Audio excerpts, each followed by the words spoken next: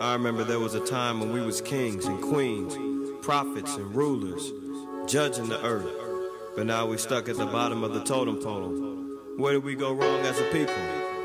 I think our people need to understand this with a wake-up call and give them understanding on what's going on. So bring it. Early morning, rise up, open your eyes up, looking in the mirror, it gets no clearer. Cause we don't understand our own selves, drowning in sorrow with empty Hennessy bottles upon the shelf. Cause everybody wanna be a king, selling out their soul for this mean green cream thing. Paper chasing, but not facing the facts that as a nation, we all done got lax and letting the devil control us. And thinking like them damn Africans, they sold us. We in captivity because they hold us. Work is hard with heavy burdens on our shoulders. Man, I thought we were some soldiers, but every second that I look, we getting creamed like Folgers. You see the Lord.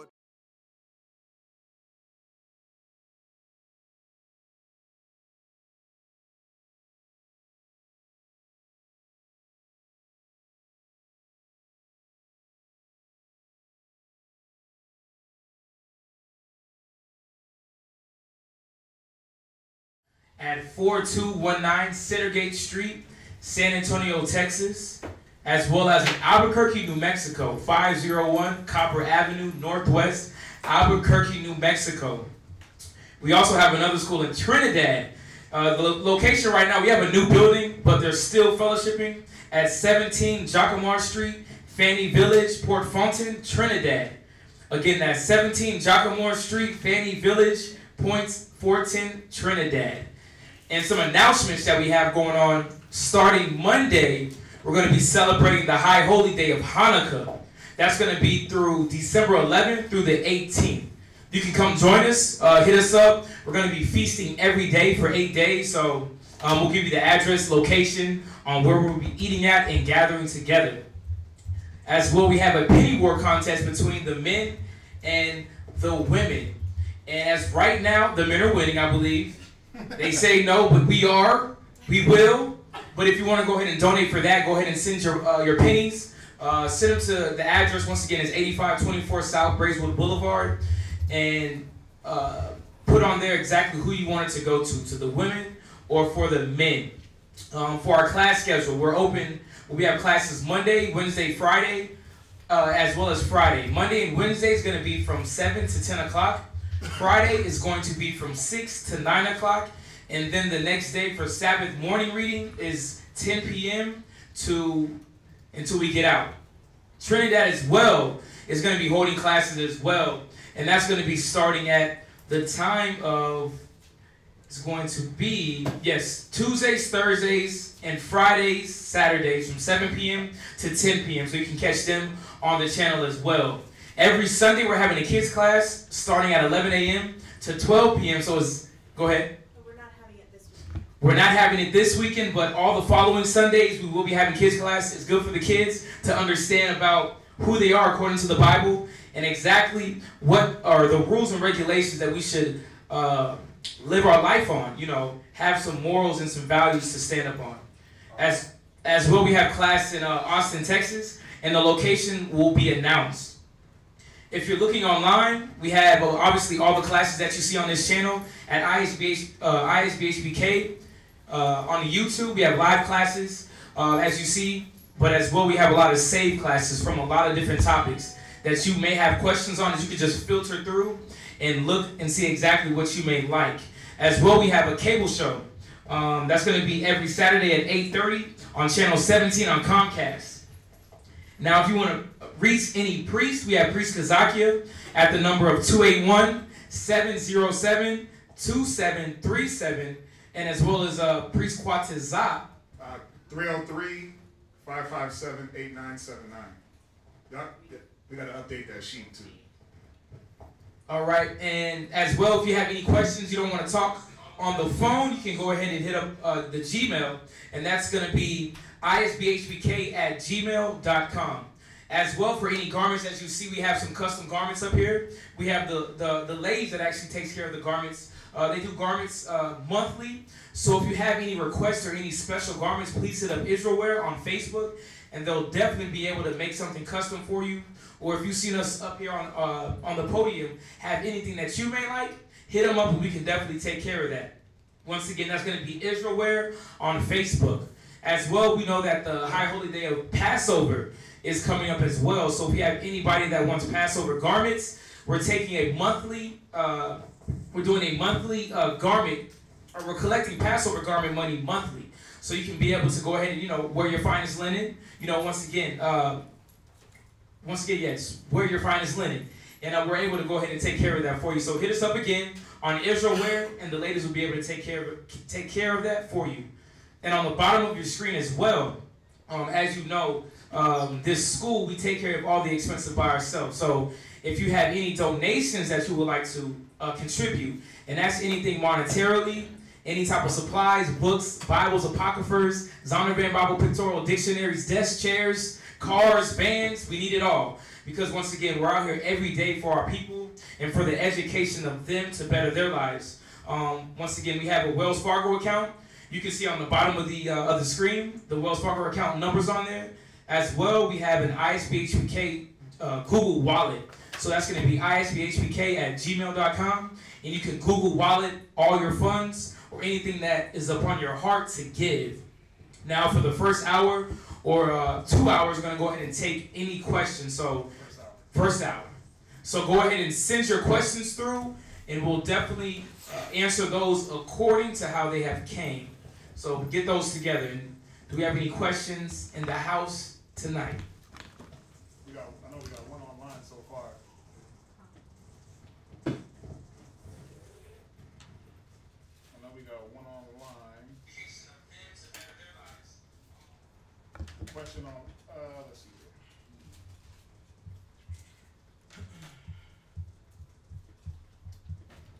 So the question online is, y'all got anything in here?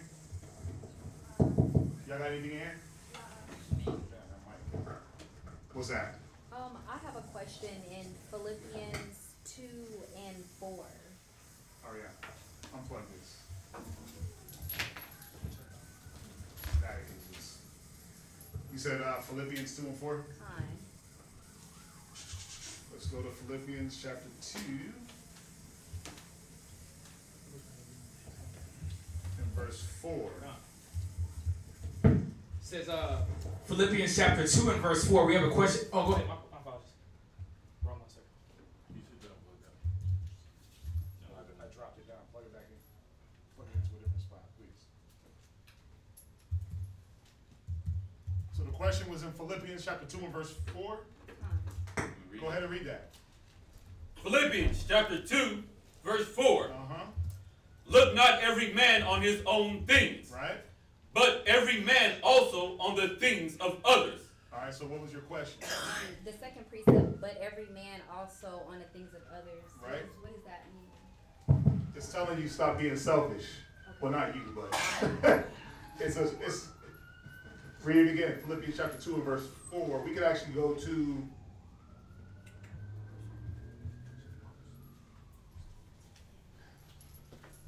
read verse 1. Let's start at verse 1. Philippians chapter 2, verse 1. Go ahead. If there be any Consolation. consolation in Christ. So what's a consolation? When it says that there be any consolation, what is a consolation? It's like the dummy price. It's what you get for coming in second place. Yeah. Let's look it up. Yeah. Let's get a definition of the word consolation. I like to use the My Sword Bible app, and I got some pretty good dictionaries on here and things of that nature. Oh wow. They got anything? What you got? Comfort received by a person after a loss or disappointment. Right. So yeah, it's like the comfort for coming in, like she said, coming in second. But it's a comfort after having loss or disappointment. So it said if there be any comfort in Christ, go ahead. if any comfort of love, Go ahead. if any fellowship of the Spirit, Go ahead. if any bowels of mercy, Read. fulfill ye my joy, Go ahead. that ye be like-minded, having the same love, Right. being of one accord, Uh-huh. of one mind. See, in this verse 2 is kind of the point that leads into verse 4. So it's telling us to fulfill the joy, right? Fulfill you my joy, that you be what? Like-minded. Like-minded, having the same love, Right. being of one accord, of one mind. Read on. Let nothing be done through strife or vainglory, but in lowliness of mind, let each esteem another better than themselves. Yeah, so, I mean, what it's talking about is just us looking out for one another. You see that? And then when you get into verse 4, read verse 4. Look not every man on his own thing. Right, because it's easy for us to look at our own and say, oh, I got enough, let me keep moving. Instead of looking and saying, damn, I got enough, but what about the brother, the sister next to me? That's why the second precept comes in. Read on. But every man also on the things of others. Right, so we all supposed to be looking at the things of others. That's how we stay in that one mind. That's how we stay in that being like-minded, having the same love, being of one accord, one mind. That if I'm worried about you and you're worried about me, then guess what? We really ain't got to worry. Right. Because it's like this circle where, let's say you got 4 people. Let's say you got the 12, the 3, the 9, the 6, right? And you got 4 people at each one of these points. If the 12 is handed to the 3, and the 3 is handed to the 6, 6 is handed to the 9, 9 to the 12. You see what I'm saying? Everybody's watching everybody's back. Okay. You ever hear that terminology? They say, watch your 6, like in the military or police, watch my 6, watch my back. Right, so if everybody's watching each other's 6 or back, then everybody's going to be taken care of. It just reciprocates around. Okay. You got that? Fine. Read verse 5. Verse 5. Let this mind be in you, which was also in Christ Jesus. It was in who? Christ Jesus. Yeah. Didn't Christ not wash the apostles' feet? God. Did he not teach them God. and guide them through life? God. It would have been easy for Christ to be like, I don't need y'all. I'm going to just do my own thing. Right? Done. But he got them so he can be this example of being there for your brother. Am I my brother's keeper? That's what he used to get on the Pharisees about. Because they would kill their brother. So, yeah, that's what that's saying is basically, don't just look at what you got, look at what everybody else has and doesn't have, because you might be that supply for them. But if we're all doing it, then we won't want for nothing. Like they do it in the world, man. It's like my whole team rich. They be rapping about it. My whole team rich. We all eating. Like who said it? Jay-Z got an old song where he talked about it, and he was basically talking about how can I be rich and my whole squad and my squad is not rich. It don't make no sense. Like, you know. But it's the same way we should think about it. Where we all got different gifts, and if you're abundant in a gift, then you should be able to supply that to the next person that doesn't have, because they might have something that you need. You see that? Does that answer your question? Kind, it does. Where we at? What else we got? Anything else in here?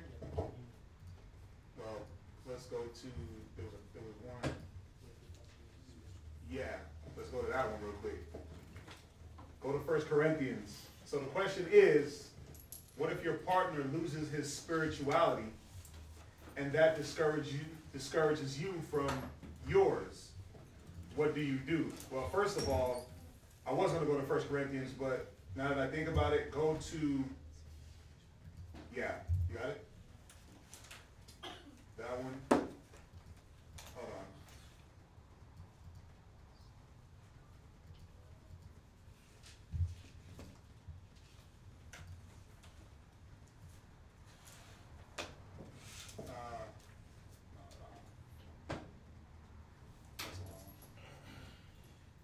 Go to 1 Corinthians. Con.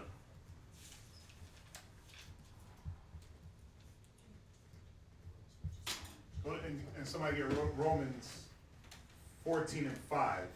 we're going to start there first. Romans chapter 14 and 5. Because this is the thing. Your belief shouldn't be contingent on somebody else's belief. And here's why. Read Romans chapter 4 and verse 15. Romans chapter 4 and verse 15. Because the law worketh wrath. Romans chapter 14 and verse 5. 14 and 5. Yeah, did I say that wrong? 14 and verse 5. Salaki. I'm turning.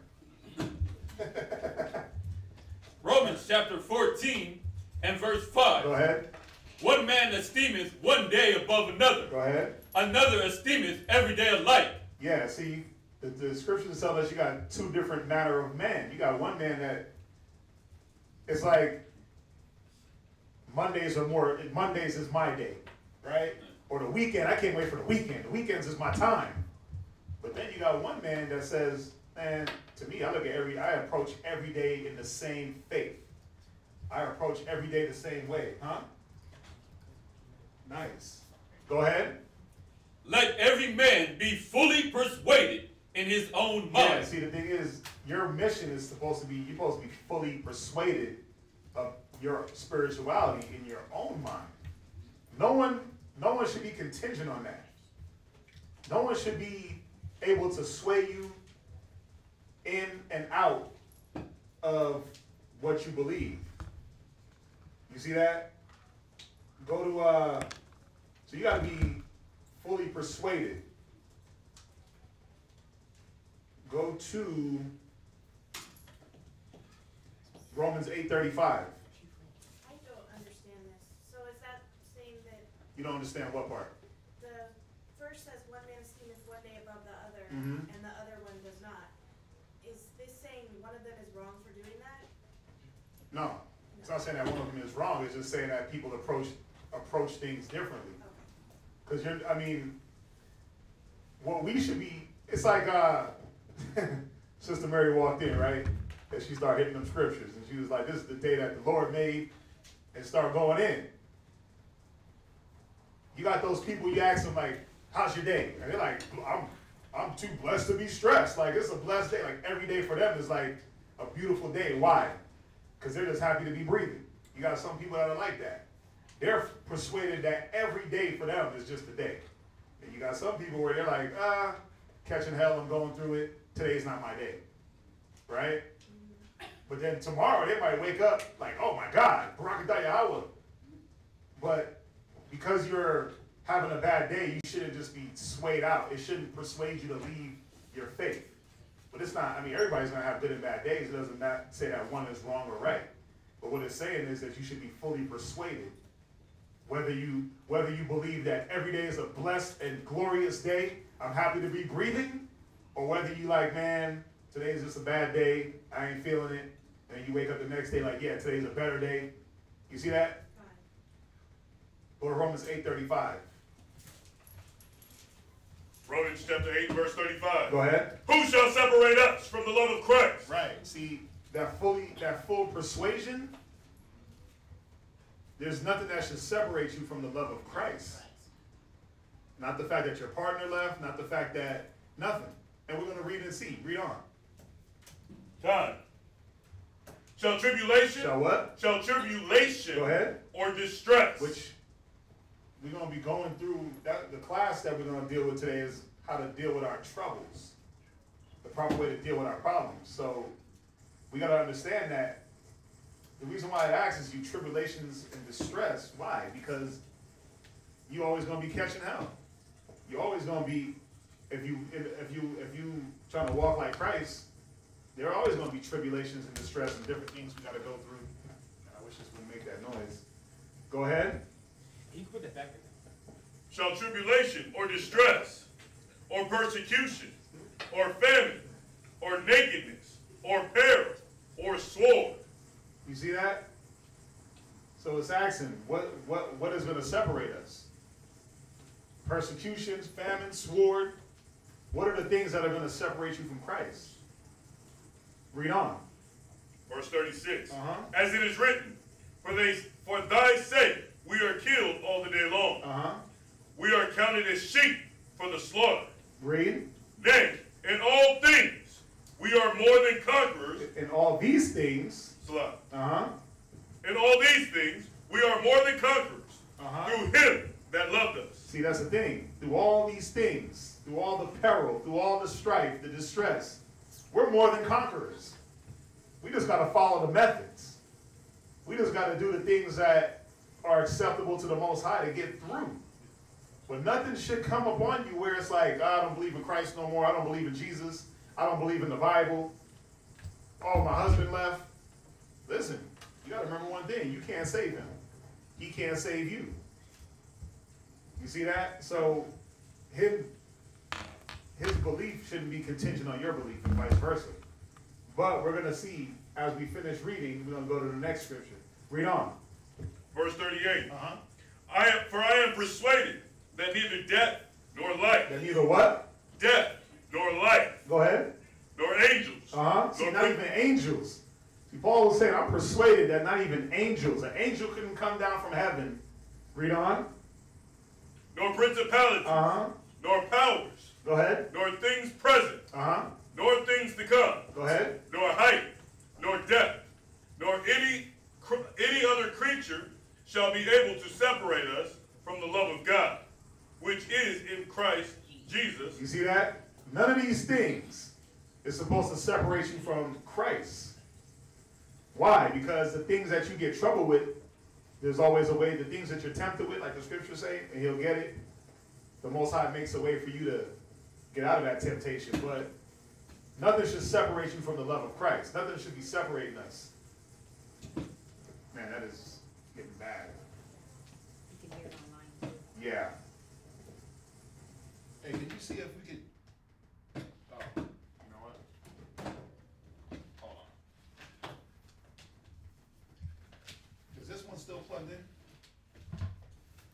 Oh yeah. Yes, sir. It is. Yeah. It's fine. It's fine. Con, I got the scripture. Can y'all hear me? Hi. Okay. Sorry about that. With microphone difficulty. Go to Did you want it? no. Go to 1 Corinthians 7. Con. So we're understanding that nothing should separate us. Nothing should separate you from the love of Christ. Your partner, their belief shouldn't be, your belief shouldn't be contingent on what your partner is doing. And we're going to see why. Because the same way they fell off, you could be the one that, if you hold to your faith, could get them back strong. Go to 1 Corinthians 7 and you know what, the unbelieving wife? Verse 14. Go to 1 Corinthians 7 verse 14. Should I start at verse 13? 12. Start at verse 12. Con. First Corinthians chapter 7 and verse 12. But to the rest speak I, not the Lord. Right, so Paul was just saying, you know, he was giving a lot of relationship advice in this 7th chapter. So in verse 12 he comes back, he says, to the rest speak I, not the Lord. So he's saying this ain't commandment. This ain't commandment. I'm giving you some wisdom. Go ahead. If any brother hath a wife Go ahead. that believeth not, Uh-huh. and she be pleased to dwell with him, Uh-huh. let him not put her away. Right. Because we know that the scriptures do say if a man have a wife and she go not in the way that he would have her, cut her off from thy flesh and give her a bill of divorcement. But we're reading here, Paul is saying, listen, if she's pleased to dwell with you, if she's not trying to pull you away from Christ, if she's not being a distraction, right? She's not trying to post up Christmas trees and have your kids doing Easter egg hunts and all this pagan stuff. Paul said, look, if you're pleased to dwell with him, let him not put her away. Read on verse 13. Verse 13. And the woman which hath a husband that believeth not. Right, so this pertains to the sisters. She has a husband that believeth not. Go ahead. And if he be pleased to dwell with her, Right. let her not leave him. Right. Let's hear why. Read verse 14. Verse 14. For the unbelieving husband is sanctified by the wife. You see that? So it's imperative that you hold tight to your faith. It's imperative that you continue to believe. And you don't let his unbelief sway you. Because you could be the saving factor. You could be the very thing that wakes him up out of sleep. Through the little things that you could do, through the little bit of example, through your righteousness, he could be saved. Read verse 14 again. Verse 14. Uh-huh. For the unbelieving husband is sanctified by the wife. Go ahead. And the unbelieving wife is sanctified by the husband. Wherever. Go ahead. God. Else were your children unclean. Uh-huh. But now they are holy. Right. And if you guys have children together, it's saying basically if y'all left apart from each other, the children will be unclean. Because now it's going to be confusion. Now mom is going to be like, well, let's do the high holy days. Dad is going to be like, let's do Christmas. You know, let's do Easter. They're going to be unclean, but it says, but now they are holy, because at least if you guys are in the same household and dealing together, still in the same mind, then the children will have a better foundation. Y'all understand that? God. Hopefully that answers your question online. I mean, that's a tricky situation some of the times because, you know, if there are children involved, things like that, it gets dicey if you can't come to an agreement of, okay, we're not going to be together, but how are we going to raise the kids? Things like that. So hopefully y'all can, if y'all are pleased to dwell, like the scriptures say, then dwell. But you can't lose your faith because someone else lost their faith. Because when Christ comes, he's not going to be like, well, were you believing because of this person? No. Or did you lose your faith? Because he's going to be like, what did you do? He's going to deal with us individually on our individual works. So you got to keep that in mind. You got to find out how can you regain your faith. Yeah. What's that? When you just said right now how when Christ comes you can't like blame it on someone else. Yeah. It reminded me of like how Adam blamed it on Eve. Yeah, he tried to. He tried to pass the buck. Israel wants to pass the buck, but the Most High ain't dealing with that. Because you're going to be judged as an individual. You're every man's works. Every man's individual works is going to come into play.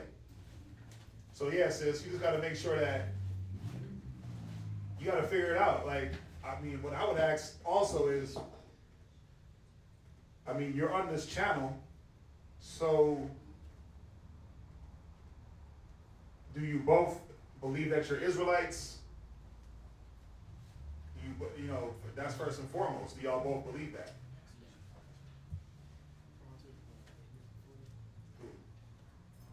Yeah. Oh, okay. Yeah, I would ask, are you both believing that you're Israelites? And then I would say, well, if you believe it and he doesn't, or if he did, then you just got to keep following in the faith. That's the trial. That's your test to see what are you gonna do. Everything's used as a test to see are you gonna bow out because this person bowed out? So you don't want to fail the test. You want to keep walking the walk, fighting the fight. All right, let me know if you need any more. I have a question. That question is, why do we not take part of the communion like Catholics do? So the question, Shalom, I have a question. And that question is, why do we not take part of the communion like the Catholics do? Listen, if you're an Israelite, you do take part in the communion. You just ain't eating, it ain't about drinking wine and eating bread.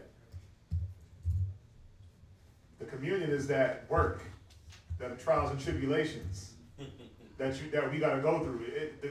That Catholic communion is garbage. What they thought it was about breaking bread and drinking wine? No. Where you at? 1 Corinthians, right? I've been wanting to do a class on this too, man, the communion. You know when he said, this is my bread, this is my body? Yeah.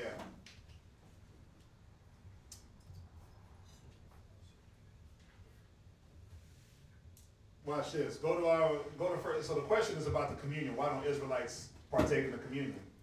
Well, for one, the Catholics got it wrong. They thought it was like really about getting drunk and eating.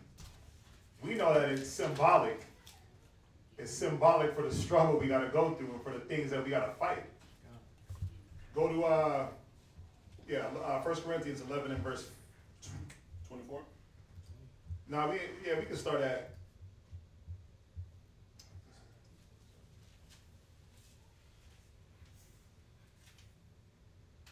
You can start at verse 20. You can actually start at verse 18.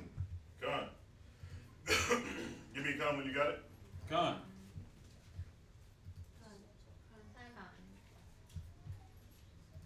Go ahead, read. 1 Corinthians chapter 11 and verse 18. For first of all, when you come together in the church, I hear that there be divisions among you. So you see Paul was checking them. He was like, man, first of all, y'all are supposed to be in the church in one mind. What did Paul start out in 1 Corinthians chapter 1 verse 10? What was the first thing he said? He said, be of the same mind and same judgment, right? Done. But then he comes back in verse 11, like, first of all, y'all tripping. Because there's divisions amongst you. Read on. And y'all are in the church with this madness. So he was checking them. Go ahead. And I partly believe it. Yeah, and I believe it. Read. Verse 19. For there must be also heresies among you. Right. That they which are approved may be made manifest among you. Right. So he was saying, listen, I believe it because there has to be heresies. Some foolishness got to spring up so that the ones that are approved of the Most High can be made manifest. That's how you weed out. You know, they say the cream rises to the top. God. Right. Read on. Verse 20. Mm-hmm. When ye come together, therefore, into one place, this is not to eat the Lord's Supper. Go ahead. For in eating, everyone taketh before other his own supper. Go ahead. And one is hungry, and another is drunken. Read. What? Question mark. Have ye no houses to eat and to drink in? Yeah, he's like, man, y'all supposed to be eating and drinking in your own house. Y'all don't got to come to the Lord's house to do this. Go ahead. Or despise ye the church of the Most High? Go ahead. And shame them that have not. What shall I say unto you? Shall I praise you in this, or praise you not? Verse 23. For I have received of the Lord that which also I delivered unto you. Go ahead. That the Lord Jesus, the same night in which he was betrayed, took bread. Go ahead. And when he had given thanks, he brake it and said, take, eat, this is my body, which is broken for you. This do in remembrance of me. Go ahead. Verse 25. After the same manner, also he took the cup, which he had supped, saying, this cup is the New Testament in my blood. Read. This do ye, as oft as ye drink it, in remembrance of me. Right. So think about it. He said, this do ye as often as you drink it. But think about it. They only drank the cup once. But he said, as often as you drink it, do what? In remembrance of me. Right. Every time you partake, you're supposed to remember the Most High. It wasn't about eating and drinking. It was about going through the sufferings of Christ, doing the work. That's what it was. That's the real communion. Read verse 26. Verse 26.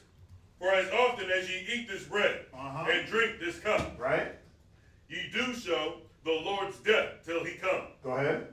Wherefore, whosoever shall eat this bread and drink this cup of the Lord unworthily shall be guilty of the blood, of the body and blood of the Lord. Yeah, it's talking about those that they come, they do the work, and then they leave off the work.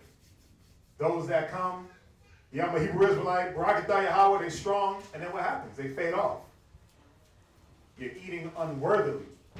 You partake in the wisdom, you get all the wisdom, knowledge, and understanding, and then you don't even use it. You see that? Read verse, where you at? That was the end of 27. Read verse 28.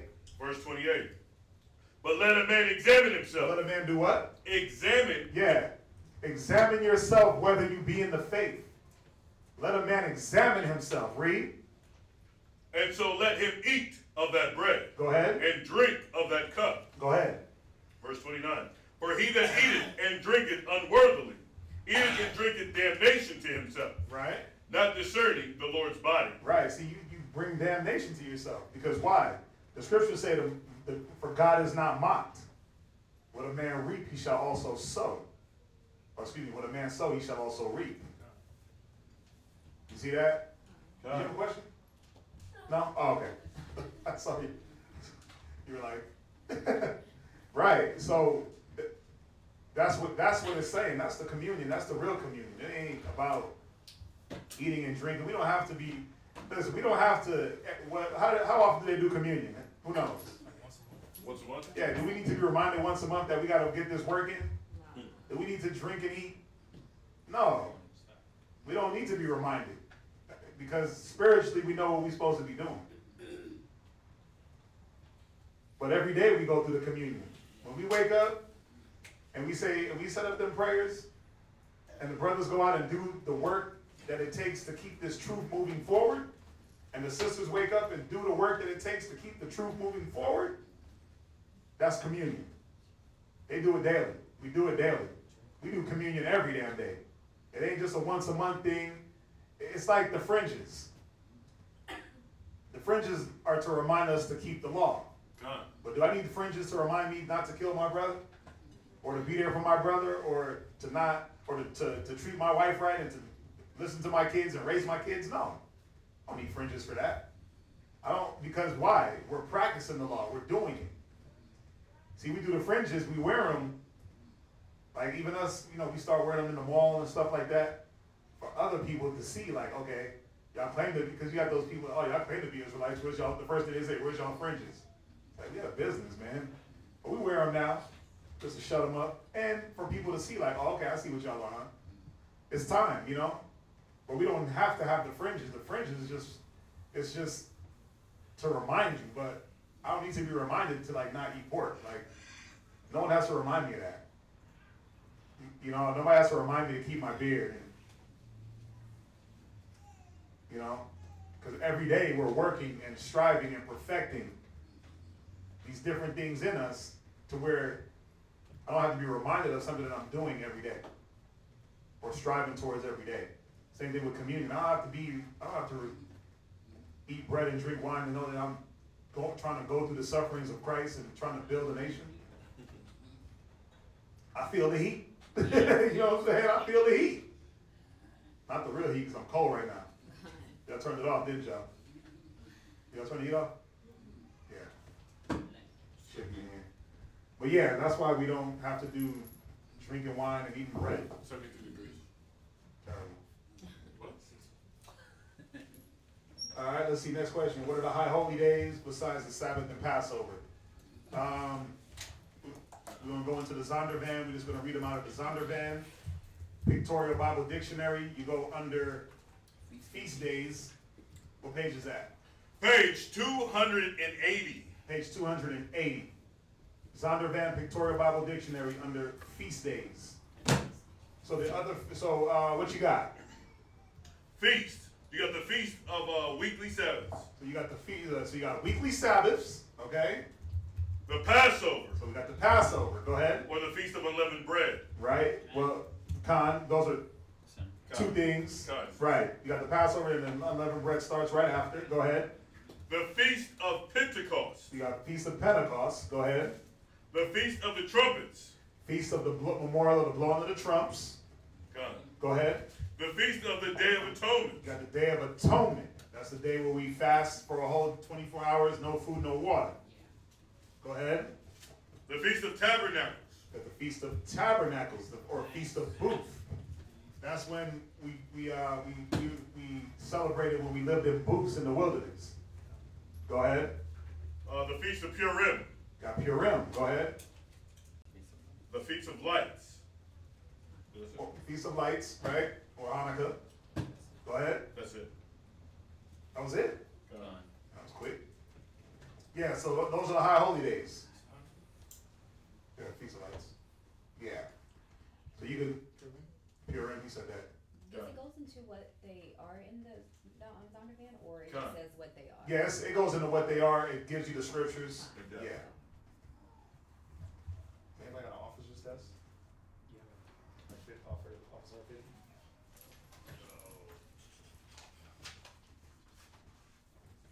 We're going to get you some more, we can get you the scriptures on where they're located. It's mostly in the book of Exodus. Well, I mean, when you read the Zondervan, Yeah, does it tell you? it does. Like you got Leviticus, Deuteronomy, Exodus, Deuteronomy, Leviticus. And then you got the one in Maccabees.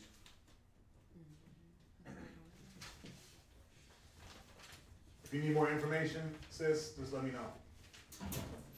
Josh Martin. Because I believe both Old and New Testament are of equal importance to read and know, but as someone wanting to read the Bible for the first time and learn who God is, how he operates, and he desires for our lives, would you recommend reading the Old or New Testament first? Well, I would, you got to start from the beginning. You got to start from the beginning. For you to understand even the New Testament, you have to understand the Old Testament. So what you want to do, you want to get you a Bible, King James Version. You're going to get you an Apocrypha. It's part of the Old Testament. There's a reason why the Christian church don't understand the New Testament, because they don't have the Apocrypha. 13 books that were removed out of the Bible. Okay, once it was translated. So you want to get a King James, you want to get a King James Apocrypha. And yeah, you can start at Genesis. But I mean, what I would recommend, truthfully, start with Deuteronomy chapter 28. Deuteronomy, the 28th chapter, and go from there. Because that right there is going to show you how we know that we're Israelites and how we know that you're an Israelite, if you are. I'm not sure what your nationality would be, Josh Martin, but if you're a so-called Negro Indian descent, Black, Hispanic, or Native Indian, you're part of the 12 tribes. So Deuteronomy 28 is going to show you the conditions of our people presently, and that right there gives us the facts on how we know that we're the chosen people of the book. You got to be able to relate to it before you really get into it, you know? Static, huh? So yeah, I would start at Deuteronomy 28th chapter, and then you can read from Genesis.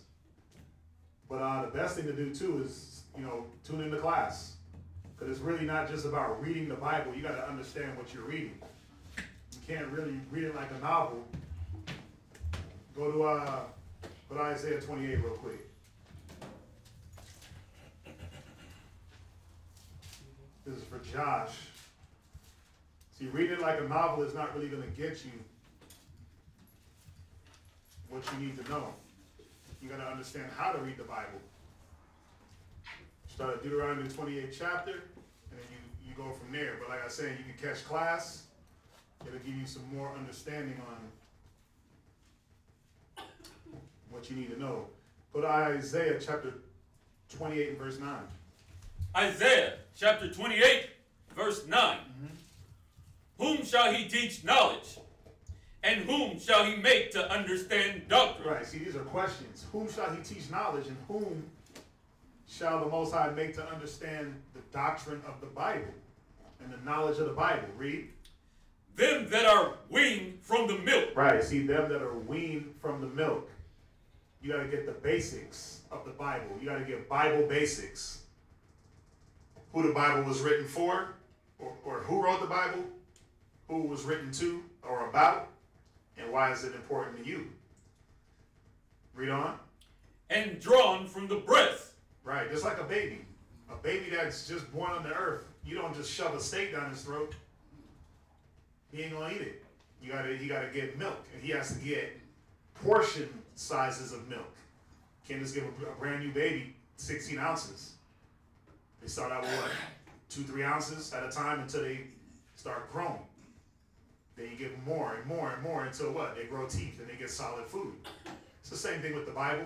You start out with the basics. You start out with the milk, we call it, and you get into more deeper things. Read. Verse 10. For precept must be upon precept. Somebody get Psalms 119 and verse 104. It says, so precept must be upon precept. Go ahead. precept upon precept, Read. line upon line, Read. line upon line. So notice that he said precept upon precept, precept upon precept. He repeated it. He repeated it. Because it's important that you go precept upon precept. Line upon line. Go ahead. Here a little. Right. You got to go here a little, so you might get the understanding of something in Revelations from a scripture in Genesis. Go ahead. And there little. Read. That's here a little, there a little. Go to Psalms 119 and 104. Psalms chapter 119 and verse 104. Somebody else get 1 Peter 2 and 2. Read. Through thy precepts I get understanding. Yeah, see, this was David. David said, through thy precepts. The Bible just told us in Isaiah, go precept upon precept, line upon line, here a little, there a little. So David is letting us know why it's significant to go precept upon precept. Read it again. Through thy precepts I get understanding. He said, through thy precepts I get understanding. You see how I went from Isaiah 28 and verse 10 to understand what a precept? You go to Psalms 119 and 104. That's how you precept. So the Bible, you got to kind of jump around to get the understanding. Go to 1 Peter 2 and 2. 1 Peter chapter 2 and verse 2. Go to Hebrews 5 and 12. Read that. As newborn babes, desire the sincere milk of the word. Do what? Desire the sincere milk of the word. Right, as a newborn baby. Think about it. A newborn baby desires that milk. Why? Because they know that that's when they're hungry, that's what they need to drink. That's what's going to make them grow. That's what's going to fill them up. So as a newborn baby desires that sincere milk, you're supposed to be desiring the word. Was that it? That ye may grow thereby. That way, that what? That ye may grow thereby. Right, this is how you're going to grow. You're going to grow through the word, but you got to get the milk. Get Hebrews 5 and verse 12. Done. Hebrews chapter 5 and verse 12. Go ahead. For the time ye ought to be teachers. Read. Ye have need that one teach you again. Right, because we've all heard things about the Bible. We've all got our things that grandma taught us. We all been to church at least once in our lives. We all heard some things about God. But the scriptures tell us to do what? Have one teach you again. Right, you got to be taught again. Read. Which be the first principles. This be the what? First principles. Right, so the first principles of even coming into the knowledge is that you got to realize that you need to be taught again. All the things that you've been taught were lies. You got to first grasp that concept that if you were in a church where they were celebrating Christmas and throwing up Halloween parties, they lied to you because they didn't teach you your nationality. They didn't run you through who you were according to the Bible. Even if they did do that, guess what? They were still celebrating holidays and eating pork and telling you that all food is clean if you pray over it. They lied to you, so you have to get that in your head that we've been lied to. That's the one thing that we hate to admit. And that a lot of us keep our defenses up. We hate to admit that we've been lied to our whole life. You're 30 years old. You've been in the church 30 years since birth. And then a brother with a beard and some weird clothes comes to you and says, listen, why are you celebrating holidays? You're like, why? That's what we do in church. It's Christ's birthday. Why are you celebrating Christmas? That's the birth of the Savior. No, it ain't. We tell you no, it's not. You're like, wow, I don't believe that. You got to understand you've been lied to. So the first principles, read that again. God, Hebrews chapter 5 and verse 12. Go ahead. For when the time ye ought to be teachers, ye have need that one teach you again. Which be the first principles. Go ahead. Which be the first principles of the oracles of the Most High. Go ahead.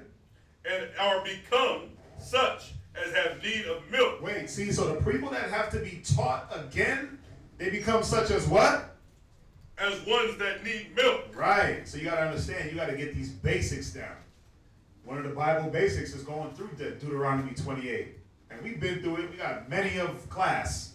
We just went through Deuteronomy, the 28th chapter last Wednesday or Monday. It wasn't even 2 weeks. When the sister was here.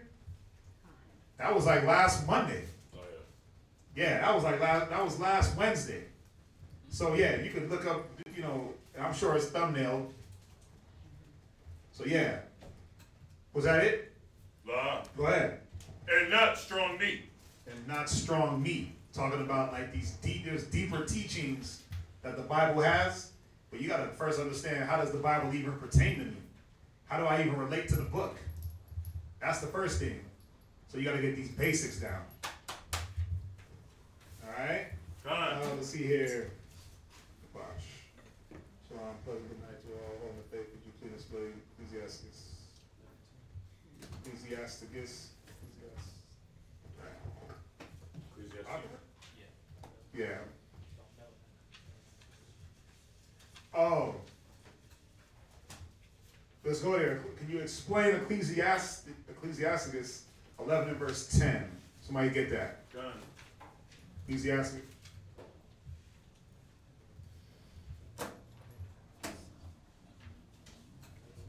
You want to read it? Go ahead. Wait, make sure. Yeah, Ecclesiasticus 11 and verse 10. Oh, okay, I'm looking at the wrong thing. Read that. Ecclesiasticus chapter 11 and verse 10. My son, meddle not with many matters. For if thou meddle much, thou shalt not be innocent. And if thou follow after, thou shalt not obtain. Right, so it says, be not, it says, well, let's do this. Read up. Read verse 9. Verse 9. Strive not in a matter that concerneth not thee not. Right, so the scriptures is telling us, mind your damn business. In short form, mind your business. Right? If you don't know the flavor, if you don't know the, what is it? You all in the Kool-Aid and don't know the flavor. You all in the mustard and can't catch up. Right? A and B conversation, see your way out. Right? So the scriptures is up front. It's just like, listen, mind your business. That's first and foremost. Go ahead. And sit not in judgment with sinners. Right. Blessed is the man that sit not with the scornful. Right? You don't want to sit at judgment with sinners because you're going to make incorrect judgment. Read verse 10 now. My son, meddle not with many matters. Go ahead. For if thou meddle much, thou shalt not be innocent. Right, because think about it. A lot of people try to take on more than they can handle. You try to get up, you meddling in everybody else's matters, but guess what? You like the I love it, man. You got like the one aunt that's like the relationship counselor. She all up in everybody's relationship, but she ain't got no damn man. And what is she gonna do? Give you the wrong advice? But guess what? She's not innocent now because she gave you the wrong advice. And then what happens? You go home, say the wrong thing to your husband, and he goes upside your head. That was auntie's fault. Right? Or you got the one grandpa, you got the one uncle. He can't keep a woman, but he tells you the only way to control him is to beat him. So what you do? You go home, beat your woman, you in jail. But guess what? He gave the wrong advice. That's his bad. He's meddling in too many matters. But also, in another aspect, people get overwhelmed. People get overwhelmed with these matters that they can't handle. You know, the scriptures, the Bible tells us that wisdom is single, but it's also manifold. But it's only manifold to a point with each man. Every man can't handle many matters. Some men can. Some women can. Some people know how to multitask. But even multitask can be a task if you multitask it too much. Because now when things start to go in disarray, you're going to be blamed for that. So it's just saying, keep things simple. Mind your business. Keep things simple.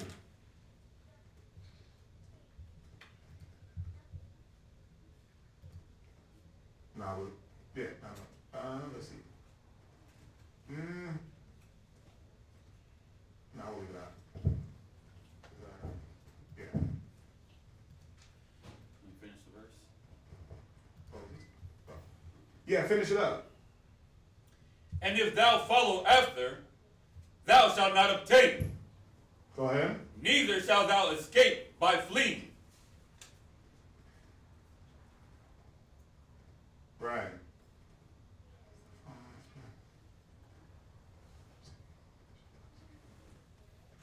it's basically saying you're not gonna get, you're not gonna be able to just run away from the things that you. It's like you got those people that start things and don't finish it, right? It's because, oh, I got too much on my plate. Let me just dip off. Nah, you ain't gonna be able to run away because these problems are gonna catch up to you. And they said, so hopefully that explains that part. And then they said, what other part? Verse 20.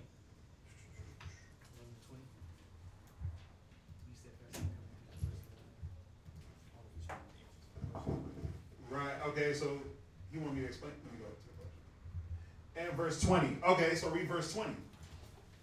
Ecclesiasticus chapter 11 and verse 20. Uh-huh. Be steadfast in thy covenant. Right. And be conversant therein. Go ahead. And wax old in thy work. Mm-hmm. So we need to go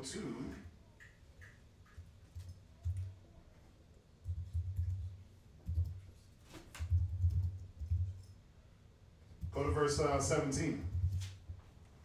Start at verse 17. Verse 17. Uh-huh. The gift of the Lord remaineth with the godly. Go ahead. And his favor bringeth prosperity forever. Right. So what's the gift of the Most High? What brings us prosperity? Go to Joshua chapter 1 verse 8. Go to Baruch chapter 4 verse 1. You said what? Yeah. Yeah, Joshua chapter 1 verse 8. Somebody else get Baruch chapter 4 verse 1.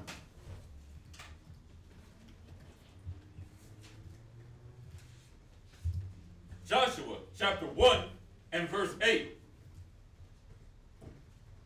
Read. This book of the law shall not depart out of thy mouth. Go ahead. But thou shalt meditate therein day and night. Read. That thou mayest observe to do according to all that is written therein. Read on. For then thou shalt make thy way prosperous. You should do what? Make thy way prosperous. Right. So it says the gift of the Lord remaineth with the godly. The wisdom, knowledge, and understanding is what's going to remain, is the gift that's going to remain with the godly. Why? Because that's where his mind is going to be.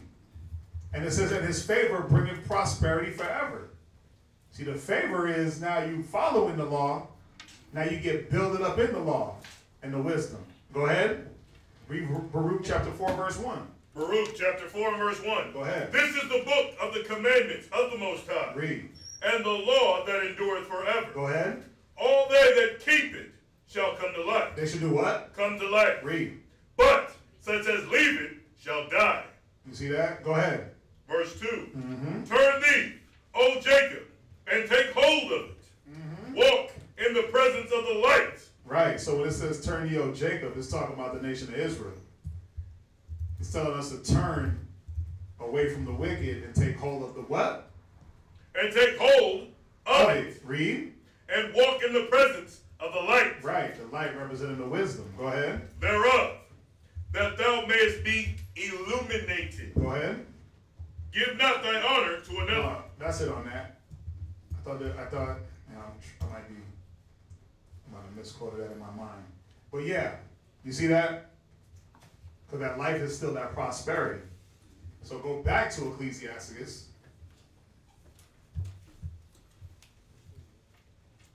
Huh? Oh, it's all good. You want verse 18? Read verse 18. Ecclesiasticus chapter 11 and verse 18. There is that waxeth rich by his weariness. His weariness. Mm-hmm. And pinching. Uh-huh. And this is the portion of his reward. Read verse 19. Whereas he said, I have found rest, and now will eat continually of my goods. And yet he knoweth not what time shall come upon him, that he must leave those things to others and die. Be ye steadfast in thy covenant, and be conversant therein, and wax old in thy work. Right, so it's just telling you. It says there is that wax rich by his weariness and pinching. right? Being cheap. And this is the portion of his reward, where if he say, I have found rest. So now he's like, oh, I can chill because I got enough for myself. I can chill and I can eat continually of my goods. But not thinking that you're going to die and leave those goods. So the scriptures come back and saying you need to be steadfast in the word. Right? Be steadfast in thy covenant. Right? And be conversant therein. Joshua chapter 1 verse 8. This book of the law shall not depart out of thy mouth, but thou shalt meditate therein day and night. You see that? Fine. And wax old in thy work. That's all it's saying. Just keep your head in the book. Don't worry, don't worry about becoming rich and penny pinching and all that, and all those worries. Keep your head in the law. That's the true gift. And that's what's going to really bring the prosperity. You got to see verse 17, 18, 19. The prosperity is in the gift of the Most High. It's in the covenant. The prosperity is in the book. The answer is in the book. It's not about how much I'm gonna save and how I'm a penny pinch here and there. That's not where your salvation should lie. Y'all understand that? Done.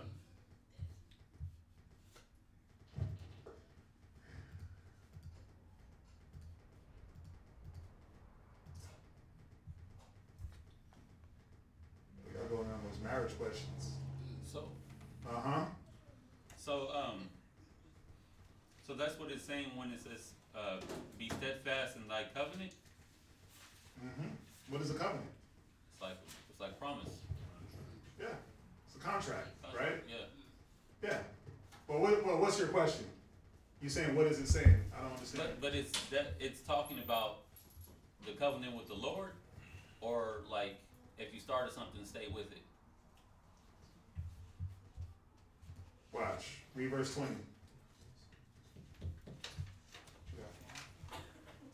That's the next verse.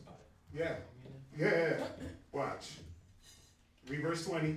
Be steadfast in thy covenant, and be conversant therein. Go ahead. And wax old in thy work. Read verse 21 now. Marvel not at the works of sinners. Read. But trust in the Lord. But do what? Trust in the Lord. Read on. And abide in thy labor. Read.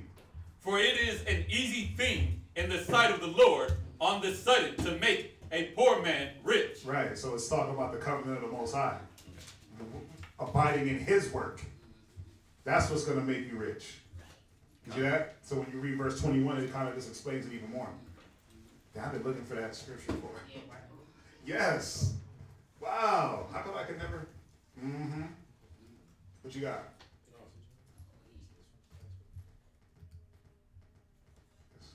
Sir.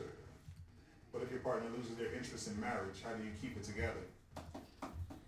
Yeah, that's a good one. That's, I mean, they lose interest in marriage. There got to be something deeper than this. They just lose their interest in marriage. There got to be something deeper than that. Like, what are y'all going through? What are they going through?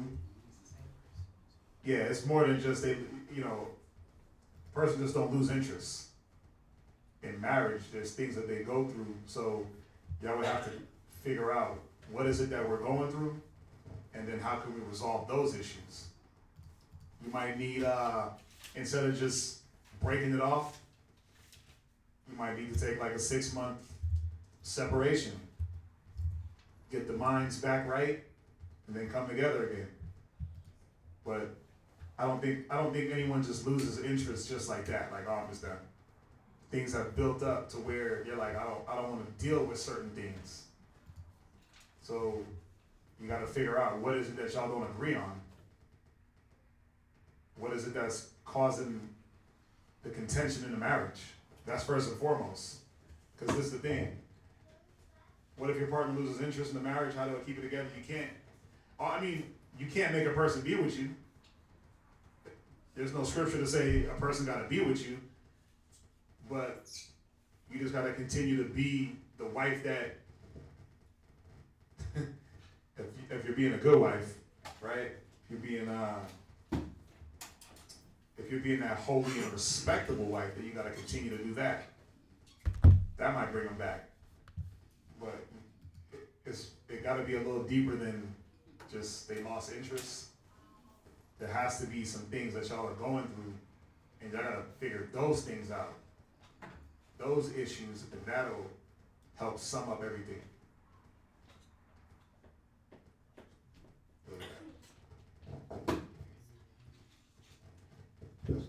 Go to Proverbs 25 and verse 21. So, Shaquilla Hampton, yeah. Yeah, I mean, if you have like little instances, maybe we could touch on those to see, but for a person to just lose interest in their marriage, it has to be a build-up over time. How long y'all been married? How long y'all been married? I know after some years of being married, and if there's not wisdom involved from the jump, a lot of things can build up on the wrong side, and that could weigh on a marriage.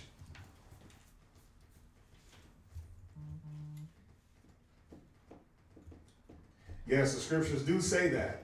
What the Most High put together can no man lay asunder.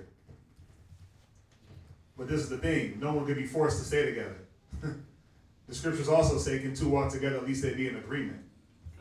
So, yes, we understand you got to get the balance, and we got to understand that things are situational. I mean, this is the thing. If a woman's getting beat by her husband, yeah, the Most High put that together, but would I be like, oh yeah, stay with him, sis, because he's just beating on you? No. No. You see that? So, yes, we know that no man can break up what the Most High put together.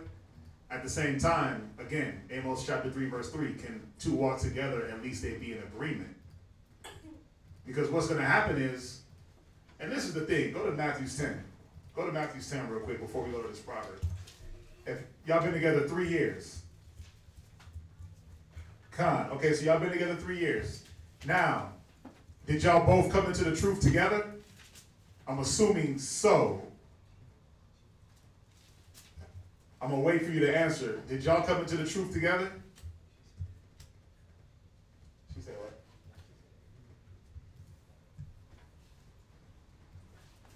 what? I'll wait for her to answer.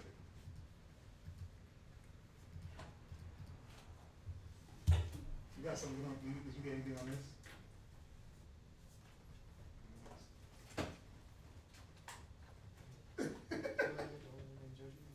Yeah, you got that. Yeah, get that. I mean, yeah, because we don't. She said 3 years. She didn't say anything else yet. Because I'm gonna say this. Go to this. I mean, this scripture. Go to Matthew 10. Where you know what I want. Matthew 10. 34. Yeah. Matthew 10 verse 34. We got to understand this also. This is this is like the scripture that people hate to read because they're like, damn, I might have to feel this. Yeah. If you're in a relationship and just understand this right here is something that you might have to deal with.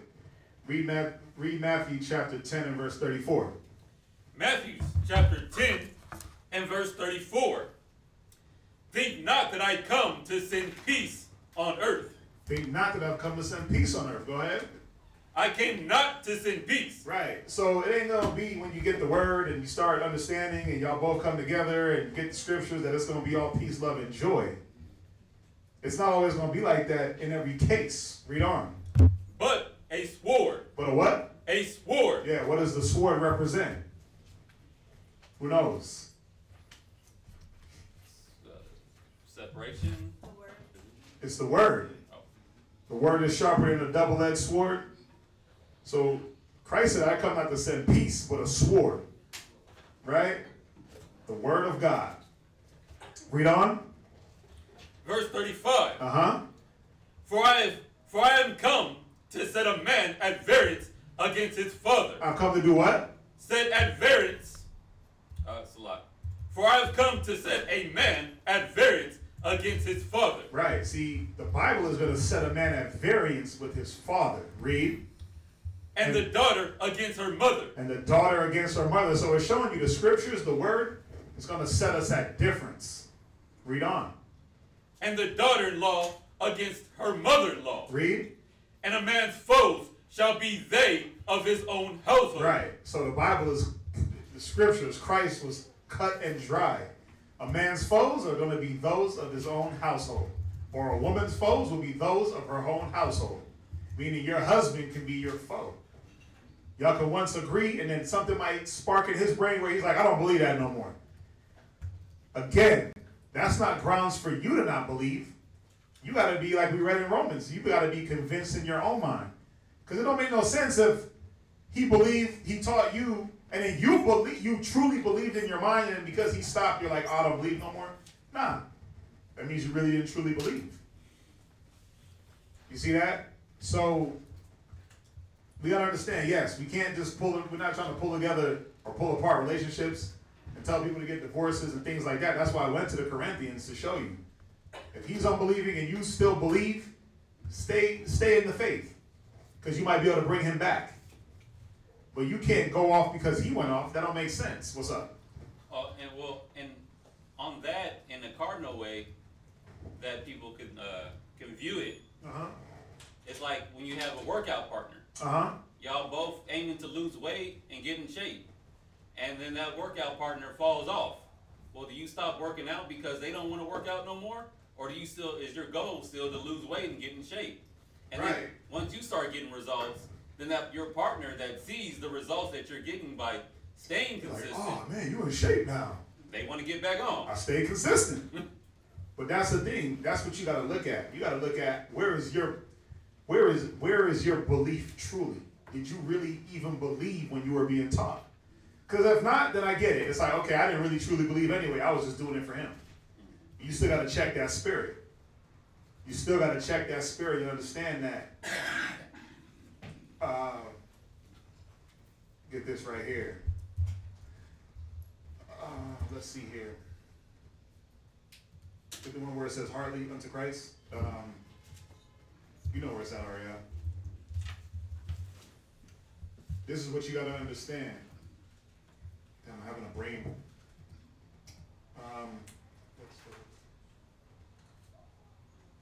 Whatsoever you do? Yeah. Oh. Yeah, it's this is Colossians 3 and 23? Yeah. Colossians chapter 3, verse 23. This is what you got to understand. And see, and this is what your husband, when he was in the faith, this is what he should have been teaching you. Go to Colossians 3, verse 23.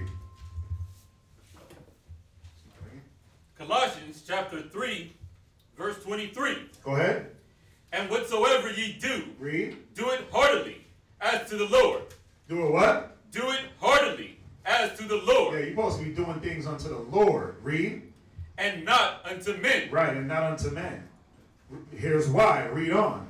Knowing that of the Lord ye shall receive the reward of the Wait, who's going to reward you? The Lord. Go ahead. Ye shall receive the reward of the inheritance, for ye serve the Lord Christ. Wait, we serve man? The Lord Christ. Your husband? Christ. Yeah, you're supposed to be serving Christ. So whatever you do, you're supposed to do wholeheartedly unto the Lord and not unto men. Because, again, your husband can't save you. Your children can't save you. Only you can save you. But it's about, like he just said, do you believe? I know you said your belief is being swayed, but it shouldn't. If you truly believe, again, what shall separate you from the love of Christ? Nothing shall. Let's see here. Yeah. Go to Proverbs. So hopefully that explain that. Go to Proverbs 25 and 21.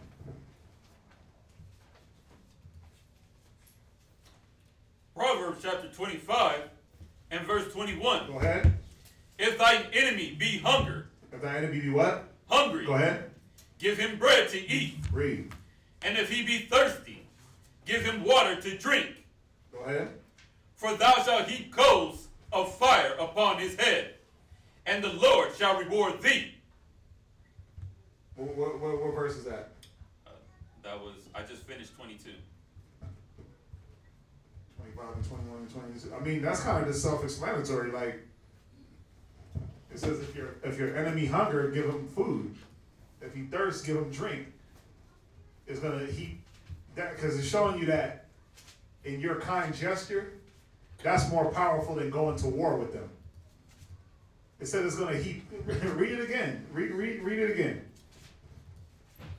Proverbs chapter 25, verse 21. If thine enemy be hungry, give him bread to eat. Go ahead. And if he be thirsty, give him water to drink. For thou shalt heap coals of fire upon his head. Yeah, it's going to burn him up. It's going to burn up that conscience. It's going to make him sit back and wonder, how many of y'all been at work and you got that one person that sit there and talk all that mess and talk all that noise? And what do? Y'all talk noise back, right? They give you the eye, you give them the eye. But how about if one day you just went to work and just handed them a Starbucks? Here go. I heard that you drink macchiato, whatever. I heard you drink caramel macchiatos, and you gave them a macchiato. They go sit there like, what the hell is going on? Don't she know that I hate her? It'll burn their head up. They'd be like, man, what's her problem? It'll burn them up. It'll burn up that conscience. It might even burn away some of them evil deeds they have towards you. So that's what it's saying. Like, the scriptures tell us not to recompense evil for evil, right? So it also says overcome evil with good. So, I mean, it's really, what are we trying to accomplish here? Are we trying to build enemies? Or are we trying to be at peace with all men? Because you have people out there that just don't like you for no reason. They don't be enemies for no reason. But that don't mean, just because you hate me don't mean I gotta hate you. Just because you did something foul to me don't mean I gotta repay that. I'm gonna keep moving. Most High gonna take care of you. Avenge not yourself, give place to wrath. Right? You want to say that in the Bible? That's what it says. Is that what it said? That's what the good book says. Is that what the good book says? That's what it says. Right. Go to Exodus 23 and verse 4 real quick. See, and this is where this came from. I mean, there's a law on it. Go to Exodus 23 and verse 4. Exodus chapter 23 and verse 4. If thou meet thine enemies, ox, or his ass, go astray. Right, so if you see your enemy's cattle, because the cattle's back then represented their riches, our riches, if you see your enemy's ass or ox going astray, read. Thou shalt surely bring it back to him again. Wait, I'm supposed to slaughter it and eat it? Surely bring it back to him again. Keep it to myself. Surely bring it back to him again. Why? Why? Because he's going to sit back and be like, damn, why am I really hating this person? That's what it's supposed to do. It's supposed to trigger a reaction in him like, damn, let me reevaluate my hate towards this man. Maybe I'm just grudging for no reason. Read verse 5. If thou see the ass of him that hateth thee lying under his burden, go ahead, and wouldest forbear to help him, thou shalt surely help him with him. Thou shalt surely help with him. Right. It's the same. You're supposed to help your enemy. Because then why? What's going to happen is he may not no longer be an enemy. Y'all understand that? God. He may not be an enemy anymore after your good deed. That's what we got to understand. Like, how many times people done wronged us, and we just like, all right, well, we're gonna still do good deeds to you. They talk bad about us. It happens all the time, man. But if you recompense that evil for that evil, it's just gonna be this back and forth of just negative energy.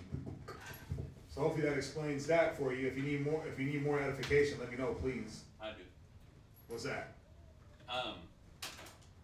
So you keep you just keep doing good, but then what if they never, if it never clicks with them? Oh yeah, go ahead. Yeah, give me 1 John chapter 4 and verse 4. See, but you know, that was the nature of Israel. You know, now the question, go deeper though. What do you mean it doesn't click? So are they treating you a certain way? Are they hurting you? Or what are they doing?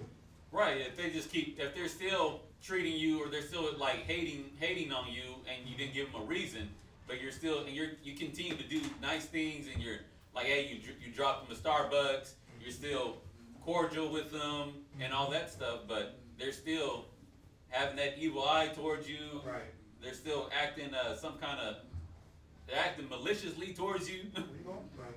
Well, I'm going to 1 John chapter 4 verse 4, but with that, you know, even with that, you still have to endure and be patient, because we're going to go through the class today as well, talk about patience, but yeah, even through that, man, you have to show that. Give me that 1 John 4 and 4. Who has it? Yeah, this is right on point, because this is the thing. It ain't about them. It ain't about them. It's about you. Watch, read. 1 John chapter 4 and verse 4. Read. Ye are of God, little children. See, I like that. It says, "Ye are of God." And if you go back, you know, even the Sabbath readings, right? We read this past Sabbath. It was regarding Jacob. Whenever Simon and his brother went and killed them Canaanites, right? But Jacob was mad. He was like, "Dang, y'all, you're gonna mess up my name." Why? Because Israel dealt in a good way. We dealt in a moral way, to where all the other nations knew that we were kind, generous people. Yeah, we'll definitely murk you if it was needed, but the spirit in us was a meek spirit. Read from the top again. Ye are of God, Because we are of God. Read. little children, Read. and have overcome them, Right. because greater is he that is in you. Right. See, it says we have overcome them with what? We overcome evil with what? Good. Good. Yeah. So we have to continue to do that. But that's the patience of it, though. Continue to read. Greater is he that is in you than he that is in the world. Yeah, because once again, go back to Christ. Christ got spit on, punched on, stabbed on, spoke down upon. But what did Christ do? He continued to endure until the end. Yo, the scriptures say that when he was reviled, he reviled not. Done. When he was beat, what? Oh, I was gonna say, yeah, it said he opened not his mouth. Yeah. And when the 600 men came to get Christ, and Peter chopped off his ear. He healed him in the midst of all that. Yeah. Because was it really about was it about the officer coming to get Christ and the 600 men? No. Christ was trying to show him a lesson, but this is the thing. It's not about them. Are you going to be the one of integrity? If you're going to abide in your labor, like the scripture says, and it's nothing to make a poor man rich. It's the same thing. Once again, if a man's ways please the Most High, even his enemies. But the thing about it is, you have to abide in your labor. You have to do the things that the Most High, or do the things that please the Most High, to where, bro, it's nothing for an enemy. It's nothing for somebody to continue. Like he said, all it is just a trial for you. How long are you going to endure this individual treating you this way? Because once again, all these scriptures. What do you want to say? Oh, so are you saying that no matter how much evil or negativity a person is dishing out towards you, continue to be nice and good and continue to deal with them? Are you supposed to? You got to ask yourself this. I'll put it this way.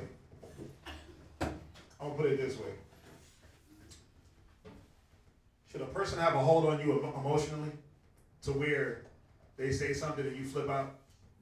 Lot. Right. So if that's the case, doesn't matter what a person does. You're supposed to be you. So if you is the nice, calm, cool, collected guy, nobody should be able to do anything to flip you out or to make you flip out or to take you off of that mind state. And then especially having the wisdom, you should know, like, okay, where's the Most High trying to test me at? Let's read 1 John 4 and chapter 4 one more time. 1 John chapter 4 verse 4. Ye are of God. You are of what? Of God. Read. Little children. Why are we of the Most High? Why? Why did he say ye are of God? Because we got the wisdom. Yeah. Go ahead. Little children. And have overcome them. Read. Because you have done what? Overcome them. Go ahead. Why? Read. Because greater is he that is in you. Yeah, because greater is Christ that is in you. Go ahead.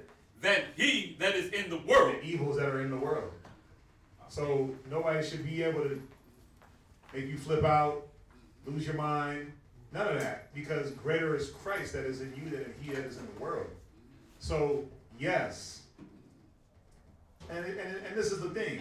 If somebody's vexing you to that point, again, Amos chapter 3, verse 3, can two walk together, at least they be in agreement. See, people don't want to do this part, but then they want to stick to that evil. And it's like, if it's vexing you that much, separate. If it's somebody at your job, don't deal with them. Find a way around them. But again, you got the scripture? The Ecclesiasticus? What you got? 2 and 2. Or no, 2 and verse 4. Read it. Ecclesiasticus chapter 2 and verse 4. Whatsoever is brought upon thee, take cheerfully, and be patient when thou art changed to a lower state. That's not the one I wanted. I wanted, if you do what's well pleasing in the eyes of the Lord. Even your enemies will be able to Right.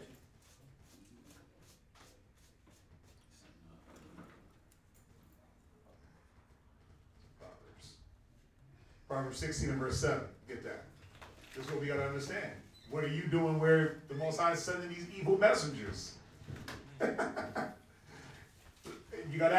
got to ask themselves, what am I doing if the Most High is plaguing me with some torment from some idiot at my job?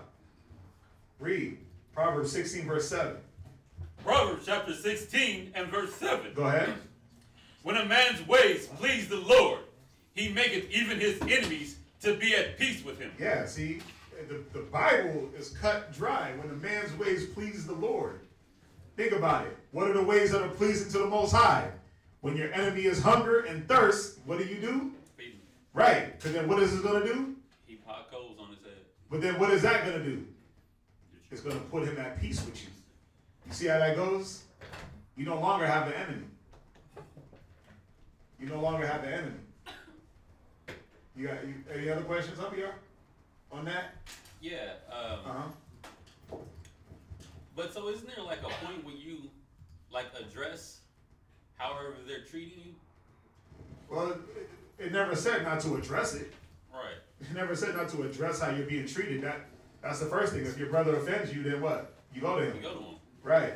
But it doesn't matter if anybody offends you, you go to them.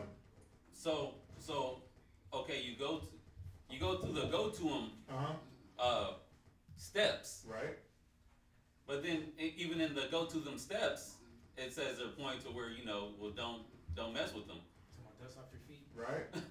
Yeah, I just said that though. You're supposed to. This is the thing. Is the Bible is not saying if your enemy is trying to kill you, run up next to him and try to kick it. It's not saying that. It's not saying that somebody's trying to torment you, you go make best of friends with them and for them to continue to torment you. It's not what it's saying. Obviously, the wisdom has to be applied of, can I separate my circumstance from this person as far as if it's a workplace situation, now I got to figure out how to get into a different department, or I got to report it to somebody so it can stop. There's always a way. It's not about just sitting there and enduring chastisement from a person. No, that makes no sense. Right, that's all I wanted to hear. Yeah, that don't make no sense. Because I was in the situation, and it just triggered a memory talking about it. And I went through the steps, and I continued, and I was being nice. I was being generous. I was like, well, maybe this person is dealing with a lot. Let me not take the way he's delivering things to me personally. Right. And yeah, he was dealing with a lot. But then there was a point where I had to not only did I let him know about himself, and it still didn't click. You have to cut him off. Yeah, I was hard with him, and I told him, that I'll mess him up if he keep messing with me. And then he was like, oh, I didn't know that I was messing with you like that. And I was like, yeah. But I had to go, it had to get to that level where I was like, hey, you know what? Not only do I feel like this, but a lot of other people feel the same way. And then he backed off. But think about it. He didn't even, you said it though, he didn't know what he was doing. Because some people go through things and the terminology, where they say that the BS goes downhill. Mm-hmm. So people be going through things in their life and they don't know how to offload on other people. They don't know how to deal with other people. So what do? They lash out. Yeah. So, I mean, was that person, obviously you figured out he wasn't doing it intentionally. No, he's just that person. Right. He wasn't, but it wasn't intentional. See, that's a different circumstance where now you took the time to understand what was this person dealing with. Yeah. Why are they coming at me? But yeah, that goes into somebody offends you, you go deal with them. You go deal with the issue, and don't let it just linger. But this is talking about more specifically an enemy. You see that? Yeah, he was being an enemy. Because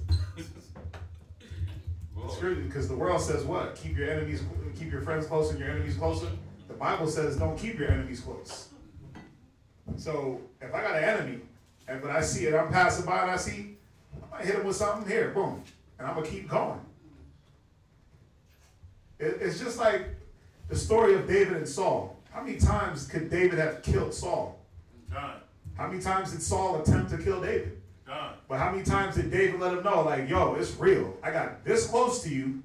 I could have killed you and your men. I got your water canteen right here. Done. You see that? Yeah, it was like at that point. Yeah. That same point. Exactly. Yeah, but he didn't take action. He was just like, listen, I'm letting you know that I'm giving you the warning, but I'm not going to take the action. And that's why I like that Baruch chapter 4.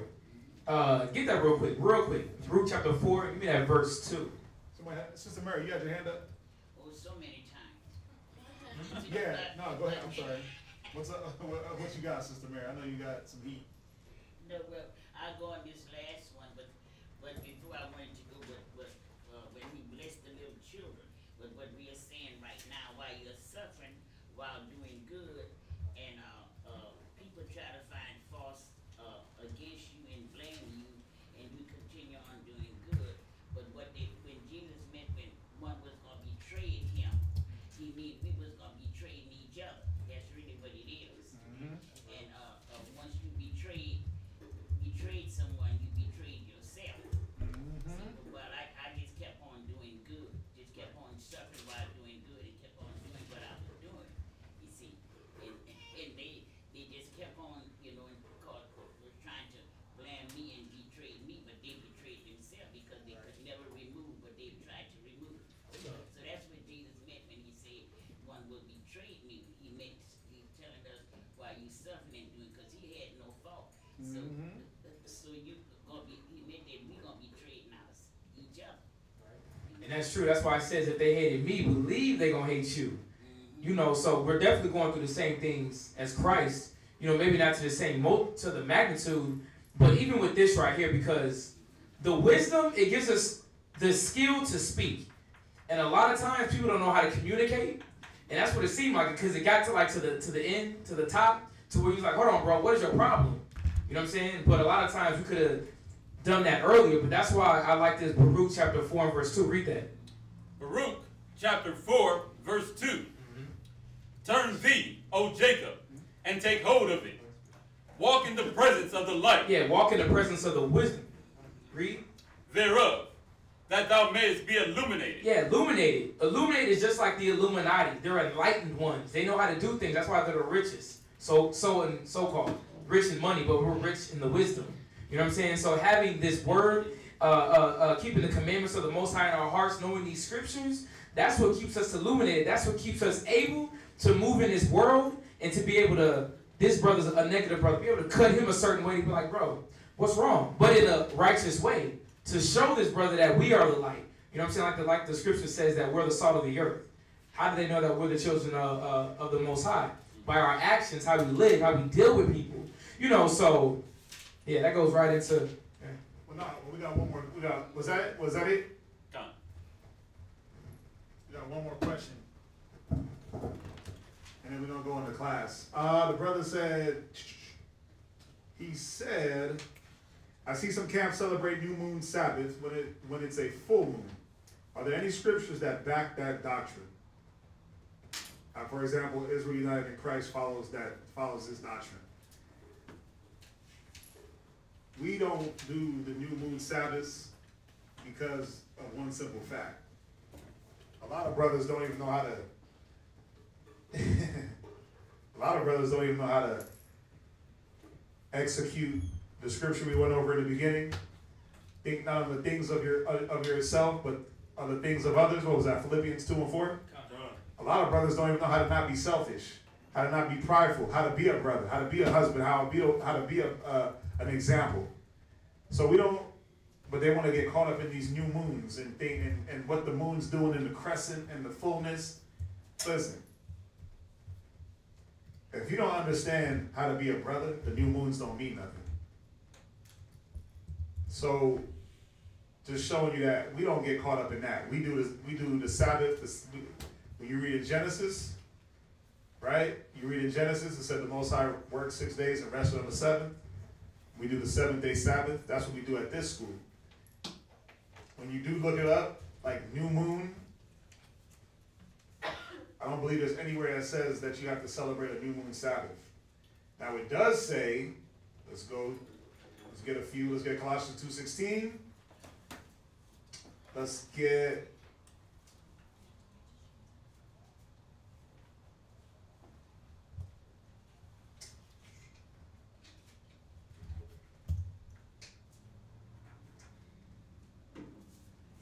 get that one. Colossians chapter 2, verse 16. Let no man therefore judge you in meat or in drink, or in respect of an holy day, Read. or in the new moon, or in the Sabbath days. Right. So, I mean, we know that we do have the new moons, but nowhere have I read where you have to celebrate a new moon Sabbath. You know, nowhere have I read that where it's like you have to celebrate the Sabbath of the new moon. And that's the only time. Because first of all, we don't even know what we don't know half of these things that we think we know. We so caught up in the things in outer space that we don't even know the book. But we want to deal with space. I mean, does that make sense to y'all? Maybe it does. But it don't make sense to me. It's like we don't even know how to love our neighbor as ourselves, but we want to follow after a new moon and act like that's doing something. It's not. So again, I haven't seen anything that says that you got to celebrate the Sabbath on a new moon. No, we just do the 7th-day Sabbath. Nowhere does it say that the scriptures say. Read it one more time. Colossians chapter 2, verse 16. Right? Let no man therefore judge you in meat. Right, so you're not supposed to judge a man in his meat, read. Or in drink. But he decides to eat and drink in the law. Go ahead. Or in respect of an holy day. Read. Or in the new moon. Or in the new moon. So if they want to celebrate a new moon, that's what they do. Go ahead. Or of the Sabbath days. Right. But see, we do the Sabbath, the 7th-day Sabbath. So, yeah, read verse 17. Which are a shadow of things to come. They are what? Shadow of things to come. Yeah. It's even telling you that even in your new moons and your feast days and your Sabbath, that's just a shadow of things to come. That's not the full representation. It's just a shadow of things. A shadow is just a silhouette, just an outline. But a shadow ain't you. Your shadow is not you. It's your shadow. So it's just a representation of things to come. So we don't get caught up in like the whole new moon thing. We definitely keep the Sabbath, Friday sundown to Saturday sundown. Because when you read in Genesis, it tells you that. Nowhere does it say you have to keep a new moon Sabbath. And that wasn't even anything that was taught. That wasn't even taught back in the day anyway. That's the thing. Like IUIC, they adopted a lot of different teachings that weren't taught in the original school. So, yeah. What else we got? What's up, Alexandria? No, not Alexandria. Yeah. Say it again. Mataniah. Go ahead. There was a couple of questions on. One was Ted Mercer said, "Can you explain Proverbs 25:21-22?" We did that. Oh, you did that one? Okay, I went to the bathroom, and then It says, okay, so we jump down. and it's Shonala Wilkerson. Yeah. What if he's hurting you? What if it's hurting you? Could your husband or wife be blocking your blessing with the wrong stuff they do? Still don't leave them. What is people contact information? Oh, my number is 303-557-8979.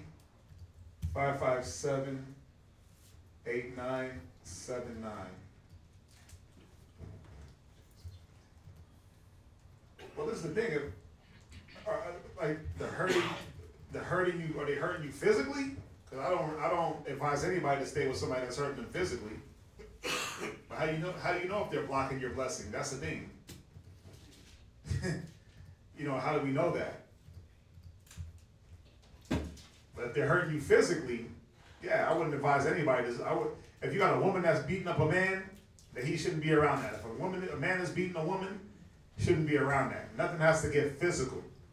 The scriptures say, husbands, dwell with your wives according to knowledge, according to wisdom. So, if it gets physical,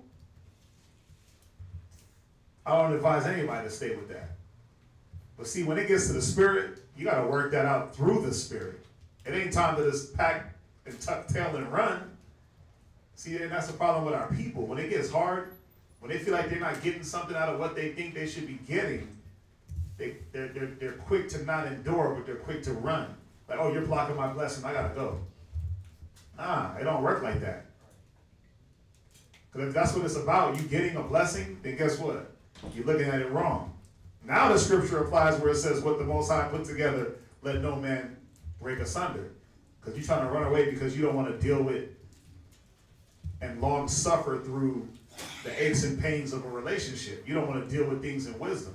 But if it's if it's something spiritual that's happening, then you can deal with it through the spirit. Right? And that's the point. You got to be able to now go into the book, get the counsel, figure things out that are happening spiritually, and use the wisdom of the Most High to fix your problems, which is what we're going to go into. That leads right into the class. Real quick, is Genesis 15:13/14 tie into Deuteronomy 28? Yes, it does. Genesis 15 and 13, it talks about the 400 years. Yes, that's talking about that slavery. It's twofold.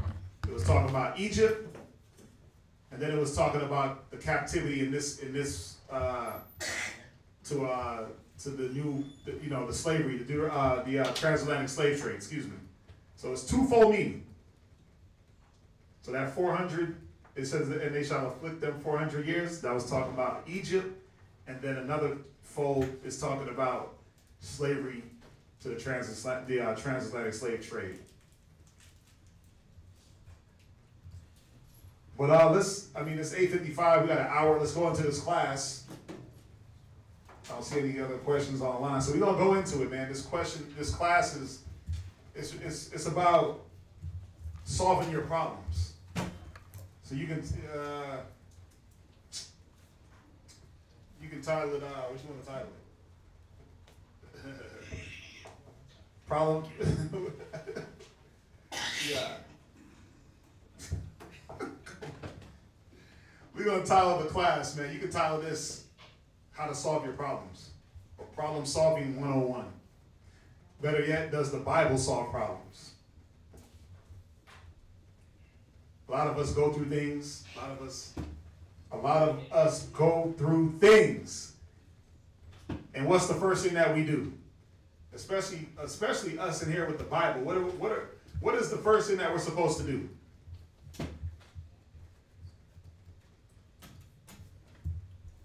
Somebody give me 2 Corinthians 4 and verse 8. I'm trying to get y'all involved, man. Y'all looking like y'all zombieing on me. When y'all go through y'all problems, what are we supposed to be doing? Take it to the Most High. Yeah. Right? But is it just like, oh, here's my problem, Lord? It's like you just walk up to the Most High with a problem, like, here, take it. Nah. Hell nah. But see, we know we're supposed to give it to the Most High, but we don't. We find other methods, we find other avenues, we find the more comfortable way of doing things, which is to duck and hide, run, not communicate.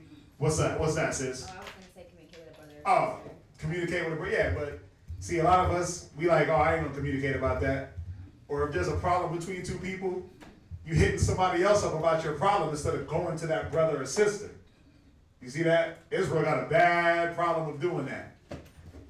There's one thing we got to realize when you are created on this earth.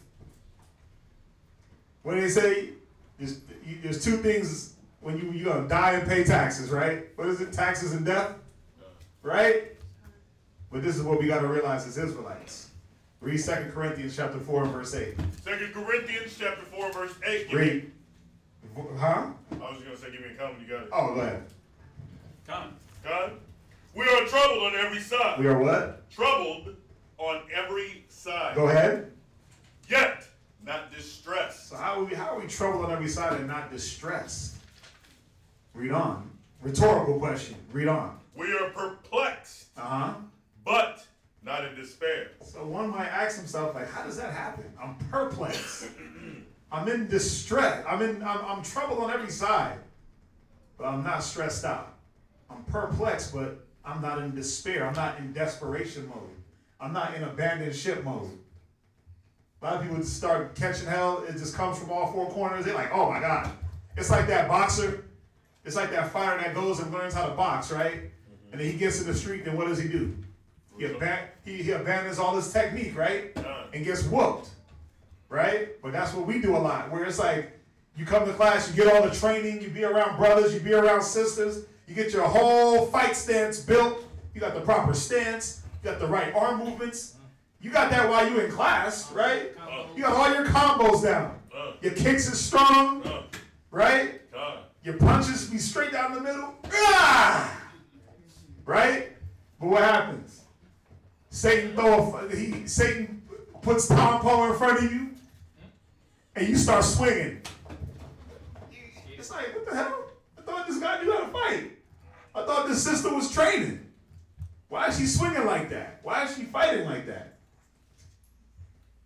You abandon all the things you were taught, and you go back to your old way of fighting. And what happens? You get beat the hell down, and then you wonder why. Like, why am I getting beat up? You get punched in the face. It's like, what is this happening to me? It's like, well, put your hands up, first of all, and guard your grill. Duck and move, right? Bob and weave. So this is getting punched repeatedly like a damn punching bag. You know, yeah, it's like all of a sudden, like you get into a fight and you forgot everything. The Satan throws something at you and it's like, oh, I don't know how to fight no more. I don't know how to communicate no more. I don't know how to talk no more. I don't know how to be around no more. I don't know how to do the things that kept me strong. That's the point. What kept you strong? Read on. Verse 9. Persecuted. We're what? Persecuted. Read. But not forsaken. Go ahead. Cast down, but not destroyed. Right. So one has to ask themselves, this is always going to happen.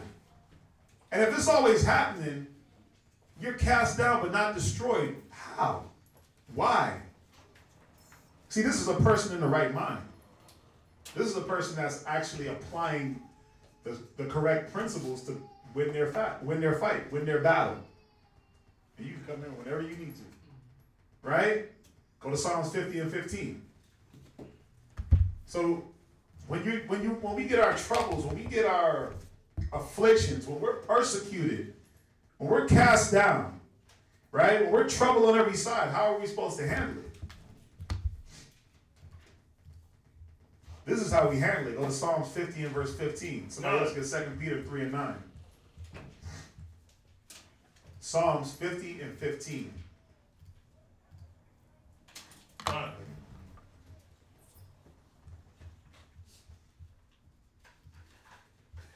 You gotta get in there. Read. God. Psalms chapter 50 and verse 15. Read. And call upon me. You supposed to do what? Call upon me. Read. In the day of trouble. Go ahead. I will deliver thee. Who? I will deliver thee. Read on. And thou shalt glorify me. Right. So the Most High is saying, look, call upon me in your day of trouble. Is it just like, just call upon him? Like, oh, Lord, help? No. It ain't. Obviously, it's more to it than that. 2 Peter chapter 3 and verse 9. Because this is where a lot of brothers and sisters, this is what they forget. It's almost like when you going through something and the Most High says, get out of Ecclesiasticus real quick. Huh? No. That's a good one. But no, I was going to go to Ecclesiasticus chapter 2. See, a lot of brothers and sisters, they forget this. It's almost like you read this, you catch hell, and you're like, I ain't going to do it the way it's supposed to be done. It's almost like you saying the Most High is lying. Right? Go to Ecclesiasticus chapter 2 and verse 10. Ecclesiasticus chapter 2 and verse 10. Go ahead. Look at the generations of old. Right, so the Most High said, look at the generations of old. Why? Because they were the examples of catching hell and getting through it. But how? Read. And see. And do what? And see. Read. Did ever any trust in the Lord? And was confounded? Go ahead. Or did any abide in his fear and was forsaken? Right. See, it's almost like you read this and you look back and you read all the scriptures, you're like, damn, Moses made it, Joshua made it, this person made it, Gideon, all these people made it. But if for some reason, like, you can't make it through your troubles, you ain't got 2 lions in front of you, you ain't slaying nations, but you feel like, oh, the Most High is not going to get me through my little problems. So I ain't going to rely on him. I'm going to go back to fighting the old way. I'm going to go back to depression mode, keeping it all inside of my own head. I'm going to let my problems eat me alive. I'm going to binge eat, right? I'm going to get slothful. I'm going to do all these things that, guess what, didn't help me before the wisdom. That's why you need the wisdom. Read 2 Peter 3 and verse 9. The Lord is not slack concerning his promise. Tell them where you at and make sure they all got it. 2 Peter chapter 3 verse 9. Read with some power. Read. The Lord is not slack concerning his promise. Yeah, what was his promise? What was the Lord's promise? The promise was look at the generations of old and see who abided in the Lord's favor if they were ever forsaken. That was the promise.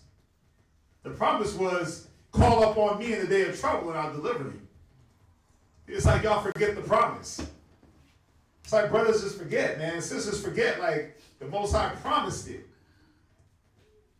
The Lord who cannot lie, right? Is the Most High a liar? Lie. So read it from the top. The Lord is not slack concerning his promise. As some men count slackness. Yeah, as some men, just because he ain't working on your time when you want right away, it's like, oh, the Most High is just, he's taking too long. I can't rock. Let me go do these things my way. Just because you count it as slackness, nah, you need to put in more work. You need to be more diligent. You need to be more faithful. You need to be more long-suffering. Read. But it's long-suffering to usward. Yeah, but he's long-suffering to you. How come you can't long-suffer? Most High been putting up with your crap for 30 years. Why you can't put up with a little bit of affliction? Catch up for 2 weeks and it's like, oh, I can't do this. I don't know no more. I'm weak in the knees. Most High been dealing with you for 30-something plus years. Everybody in here is over the age of 30. Except for 3 people. 4 people. Well, y'all get the point. Plus, y'all been here before. So he don't put up with your generations of just offness. Right? But he's long-suffering towards us. That's the point. How come you can't long-suffer for yourself? How come you can't do the things that help you to long-suffer, help you through get to the battle, through your battles? What you got? Yeah. Let me finish this and you can jump right to it. Read on. Not willing that any should perish. Not willing that what? Any should perish. Yeah, see, the whole point is not for you to perish. Some of y'all go through y'all's battles and it's like, oh my God, like it's almost like the Most High ripped out your whole heart, but not the one that pumps blood, the one in your head. It's like he ripped your mind out. It's like Satan is ripping your mind out of your head to where you're just on zombie mode. You're like, I just don't know anymore, brother. It's like, nah, use the brain, use the wisdom. Because it's not about you perishing. It's really about you going through it and becoming and coming out that, because the scriptures say what? Gold is tried in the furnace of affliction. Or excuse me, acceptable men are tried in the furnace of adversity. Where's that at? Ecclesiasticus chapter 2. In verse 5. God. Read. For gold is tried in the fire, and acceptable men in the furnace of adversity. Again, why would you put gold in the fire? The Most High said a man is going to be more valuable than fine gold. So why would you put gold in the fire? Because why? It's dirty as hell. It's impure. That fire is meant to just take them impurities out of you and make you strong. See, the things that brothers and sisters go through, they don't understand that it's really for a lesson for them. It's really to show you, like, listen, back in the day, you was probably a simp to your woman where she let you about. She pulled you through the wall. Everything she wanted, you gave her. You bowed on your knees. But guess what? The wisdom is showing you, now you ain't got to be the simp. Now you can actually be a man that knows how to guide his household the correct way, in order. You might have been that loudmouth, boisterous, prideful, haughty sister. Now the Most High is whooping on you. But all it's showing you, all it's meant to do is show you, listen, sis, humility. A shameless woman shall be counted as a dog. You want to be a dog? No. So let's get you some humility. Let's make you meek and mild. Let's turn you back to what a woman should be. I had a precept to go with this. I know you do. Get it. 1 Peter chapter 4 verse 12. Is he getting your scripture? Go ahead. 1 Peter chapter 4 verse 12. Beloved, think it not strange concerning the fiery trial. Think it not what? Think it not strange. Yeah, it's like you're going through things and you just like, oh my God, why, how? Like, told you was going to go through things. The Bible told you, through much affliction you shall enter into the kingdom. So why not use the method to get you through your affliction? Why not? Why resort to your own wicked mind? Read on. Beloved, think it not strange concerning the fiery trial, which is to try you. Which is to what? Try you. It's meant to do what? Try you. Yeah, it's going to try your patience, your virtue, your humility, your long-suffering. But again, some of us don't want to go through the long-suffering part. Some of us, the mind, you start catching hell, and what happens? You start getting lazy. Your mind shuts down. And it's like, I'm not going to use the wisdom that the Most High gave me to maneuver out of my situations. I'm not going to use the wisdom to better myself. You know what? I ain't going to deal with the wisdom. I ain't going to study. I'm not going to get the counsel. I'm going to just be to myself. I'm going to just eat my sorrows away. Some of us, listen, some of us in here are mentally tired. Some of us in here are physically tired for the wrong reasons. Because you let your burdens weigh you down. What were you going to go? Give me 1 Peter, y'all in Peter's, give me 1 Peter chapter 5 and verse 6. 1 Peter chapter 5 and verse 6. Yeah, and the reason why I'm going here, because it's a common thing. We're talking about fiery trials, the problems, the issues. The Most High is trying to get us to a point. All what we're going through is for a reason. It's for a goal at the end. But we have to go through certain things to get there. But read that. Humble yourselves, therefore. Where we at again? 1 Peter chapter 5 and verse 6. Read. Humble yourselves, therefore, under the mighty hand of the Most High. See, that's what the Most High wants. He wants us to humble ourselves. There's a lot of haughty, stiff stiff-necked, rebellious individuals in Israel. And he puts these issues upon us, these problems upon us to do what? Read it again. Humble yourself. Yeah, to humble you. For you to relax and actually see what's going on. Listen, you've had all this time of enjoyment, all this time of prosperity. Now, let the Most High humble you to show you where you were at, what the good times may be. But this is what the Most High is trying to show us. Read. Humble yourselves, therefore, under the mighty hand of the Most High, that he may exalt you in due time. Which is patience. It says exalt you in what? In due time. Yeah, so it's in your own time? Yeah. In due time. Wait. When you want? In due time. When you think it should happen? In due time. Yeah, in the Most High's time. And that's what I wanted to bring out about that. In the Most High's time, in due time, he'll exalt you. But you have to be patient enough to be lowered to, or what's it said? To be patient without a change to a lower state. When you're brought to a lower state, you have to humble yourself and be patient during that. But check this out. Read that the next verse, verse 7. Verse 7. Casting all your cares upon him. See, once again, like the scripture said in Ecclesiasticus, cleave unto him. Give everything to the Most High. Give all your emotions, your feelings to him. Read. For he careth for you. See, he cares for you. That's what you have to understand. The Most High puts these things upon us for a reason. He does care for us, but we have to be proven. You got to care for yourself, though. You got to understand that it's like the scriptures say, no chastisement for the present is joyous but grievous. God. But if you understand that, and if we understand that, why not use the things to at least get us through the grievous point to where it is joyous, to where you do see the righteous fruits that blossom. But it's like brothers prolong that butt whooping. They prolong that anguish, that affliction, because they don't take the right methods. They don't handle it right. You don't handle your problems right. You don't do what works in the spirit. Go along with what he was saying. Go to Philippians 4, verse 6. Philippians chapter 4, verse 6. Let them make sure y'all all got it. God. Philippians chapter 4, verse 6. And I like it, man. You know, we got to really see that there's a method to everything. The wisdom of, listen, I'm going to say this first and foremost. I don't give a damn where you get your wisdom from. If it ain't from the Bible, then you lost already. God. If you're getting counsel from anything else other than, and it's not just the Bible, if it ain't from a person in the truth that knows this Bible, I feel sorry for you. I don't care if your uncle's a pastor. I don't care if your mom's a pastor. Your daddy knows 10 pastors. I don't give a damn. It don't matter. You know why? Because they didn't teach you the right things in the beginning. There's a reason why the Most High sent us here to learn this word the way we learn it. Because it is the truth.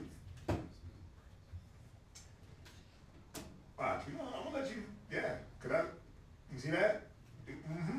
Philippians 4, verse 6. God. Philippians chapter 4, verse 6. Read. Be careful for nothing. Right? But in everything, by prayer and supplication. Read. It says be careful for nothing. See, a lot of us, when we get into our little problems, our little binds, what we do? It's talking about being anxious. Be careful for nothing. You get all anxious and squirmy and, damn, I don't know what to do. And even if you don't show it outwardly, inside you're just panicking in your head. You always talk about that, like brothers, you can see brothers panicking in their head through their eyes. It's almost like, y'all see the movie Get Out? God. Where in his eyes, he was just panicking. He was like, yeah, he was just crying in his mind. It's like, damn. Sunken place. Yeah, he was in that sunken place crying. But why? There's no need. Because it says, but in everything by prayer. Read it again. Be careful for nothing, but in everything by prayer and supplication. Right, so you ain't got to be anxious for things, but do everything in what? By prayer and supplication. Read on. With thanksgiving. With what? With thanksgiving. You got to be thankful for the things you go through. Read. Let your requests be made known unto the Most High. Right. How do you make your requests be known unto the Most High? Read verse 7. Verse 7. And the peace of the Most High. The Most High gives you what? Peace. Read. Which passeth all understanding. Yeah, see, the peace of the Most High that passes all wisdom and understanding. All that crap you hear from your aunt, your uncle, your mama, your daddy, the TV, Tia and Tamara, the city, all of them. Guess what? The Most High's peace passes all that. Go ahead. Shall keep your hearts. Shall keep your what? Your heart. Read. And minds through Yahushua. Read verse 8. Finally, brethren, whatsoever thing are true. Is this word not true? Read. Whatsoever thing are honest. Is this word not honest? Read.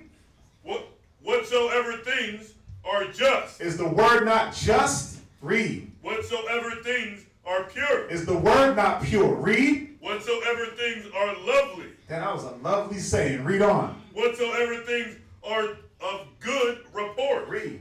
If there be any virtue. Read. And if there be any praise. Read.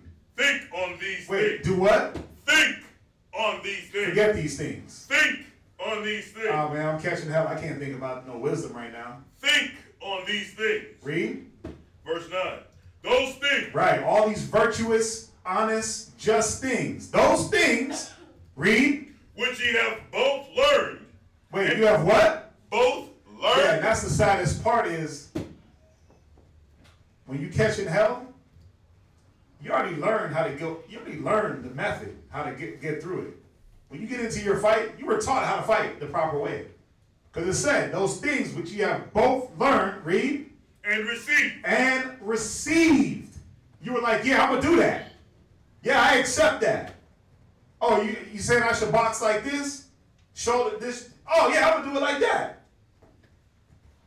Read. And heard. So you seen a brother, and then the beautiful thing is you seen other brothers do it.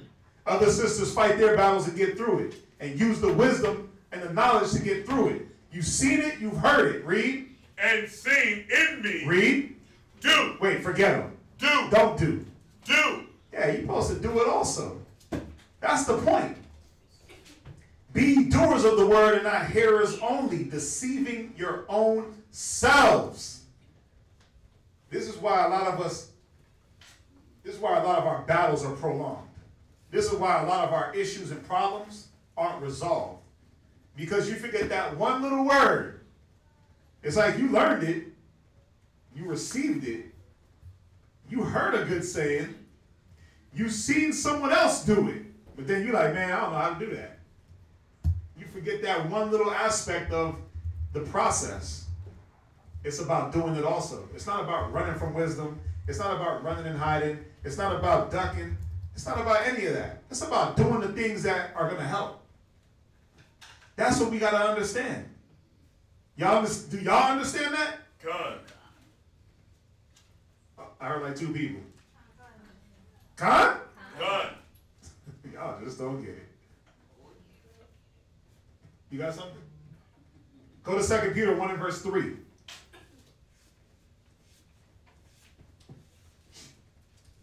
We got to understand it, man. That things that we go through, y'all trials and tribulations, they're not meant to kill you and destroy you. They will only destroy you if you don't take the proper methods and precautions to maneuver through it. That's it. It's like if you get a cut on your finger. You get like a little paper cut. A little paper cut gonna kill you? Nah, but if you let it get infected, if you let it get all blistery and nasty and turn into gangrene, then you're gonna die. Because there's a method to taking care of your problem. But if you just say, paper cut, I ain't gonna, man, and you dip your hand in something that's gonna eat the flesh and infect it, yeah, it's gonna kill you. That's what a lot of us do, where you get a small little cut right here, you get a little small tribulation, a little small trial, and instead of saying, okay, let me communicate about my problem, and let me deal with it before it turns into something big, you just let it blossom into a big, open, nasty, pussy cut that just oozes out green and stinks. Now it's like, well, damn, we can't do nothing for that. We got to cut out the whole, arm. You know? Read that. 2 Peter 1 and verse 3. 2 Peter chapter 1 and verse 3. Read. According as his divine power hath given unto us all things that pertaineth unto life and godliness. Right, because that's what the wisdom is. The wisdom gives us all things that pertain unto life and godliness, not to die, not to go through things and just perish, to go through what you have to go through, it's going to bring life to you. It's going to bring godliness. Read. Through the knowledge of him. Through the what? Through the knowledge of him. Yeah, see, it all comes through the wisdom, knowledge, and understanding of the Most High. And when to apply and what to apply. Go ahead. That have called us to glory. Read. And virtue. Read. Whereby are given unto us exceeding great and precious promises. Read on. That by these you might be partakers of the divine nature. Right. See, the great and precious promises. That's all through the scriptures, right? We said that the wisdom is the promise, right? God. That's the treasure. Read on. Having escaped the corruption that is in the world through lust. Right. And besides this, giving all diligence, add to your faith virtue. Right. See, that's what's going to happen when you go through your trials and your tribulations, but when you use the knowledge. It's supposed to add to your faith virtue. Somebody look up the word virtue. Not you, Ariana, somebody else. Read. And to virtue, knowledge. Read. And to knowledge, temperance. So somebody else look up the word temperance. What you got for virtue? Behavior showing high moral standards. So think about it. We're going to read right back up. We're going to go right back up. Read verse 3 one more time. Verse 3. According as his divine power hath given unto us all things that pertain unto life and godliness. Right. Through the knowledge of him that hath called us to glory and virtue. Think about it. Why would the Most High have to call you to glory and virtue if you already had it? He wouldn't have to, right? God. But see, through the knowledge you attain glory and virtue. Read verse 4. Verse 4. Whereby are given unto us exceeding great and precious promises. Read. That by these you might be partakers of the divine nature. Read. Having escaped the corruption that is in the world through lust. Read. And besides this, giving all diligence. So you're supposed to be diligent. Go ahead. Add to your faith virtue. So you're supposed to add to your faith moral incorruptness. Is that what it said? Awana? Behavior showing high moral standards. High moral standards. Go ahead. And to virtue, knowledge. Read. And to knowledge, temperance. Somebody get the definition of temperance. Moderation or self-restraint. Moderation or self-restraint. There's something else. Temperance. It's another definition. Let the Black Dictionary. You got it? Go ahead, you got it. What you got? Moderation, action, thought, feeling, again, restraint, and then it says abstinence from the use of alcohol beverages as well. Okay. Hold on, let me see. So I got a definition also. What you got? The observance of moderation, temperateness, moderation in regard to the indulgence of the natural appetites and passions, restraint of moderate indulgence, sobriety, sometimes loosely used to mean total abstinence from intoxicants. Okay. Let me see it.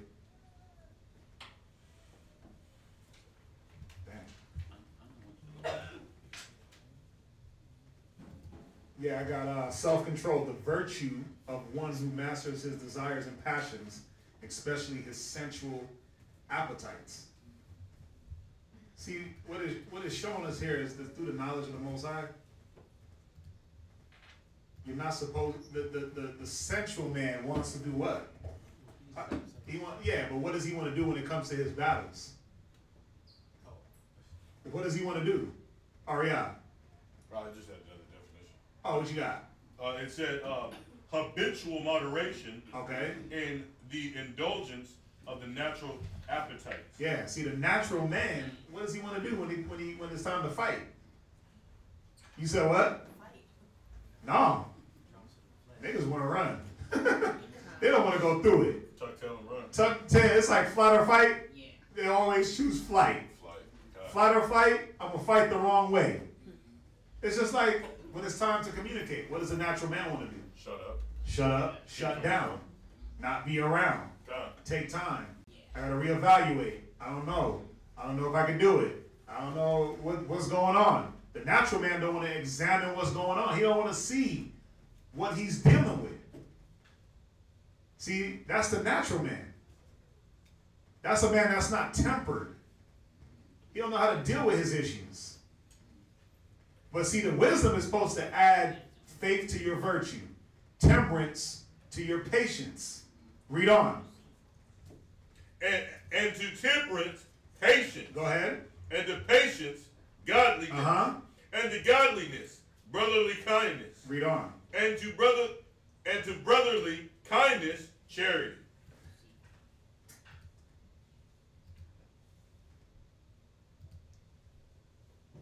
Keep going. Read on. Verse 8. For if these things be in you, and abound, they make you that ye shall neither be barren nor unfruitful. Yeah, you see that? If these things be in you, you won't be barren or unfruitful. If these things be in you, you'll be able to fight those battles. If these things be in you, you're going to get through the hard times. Read on.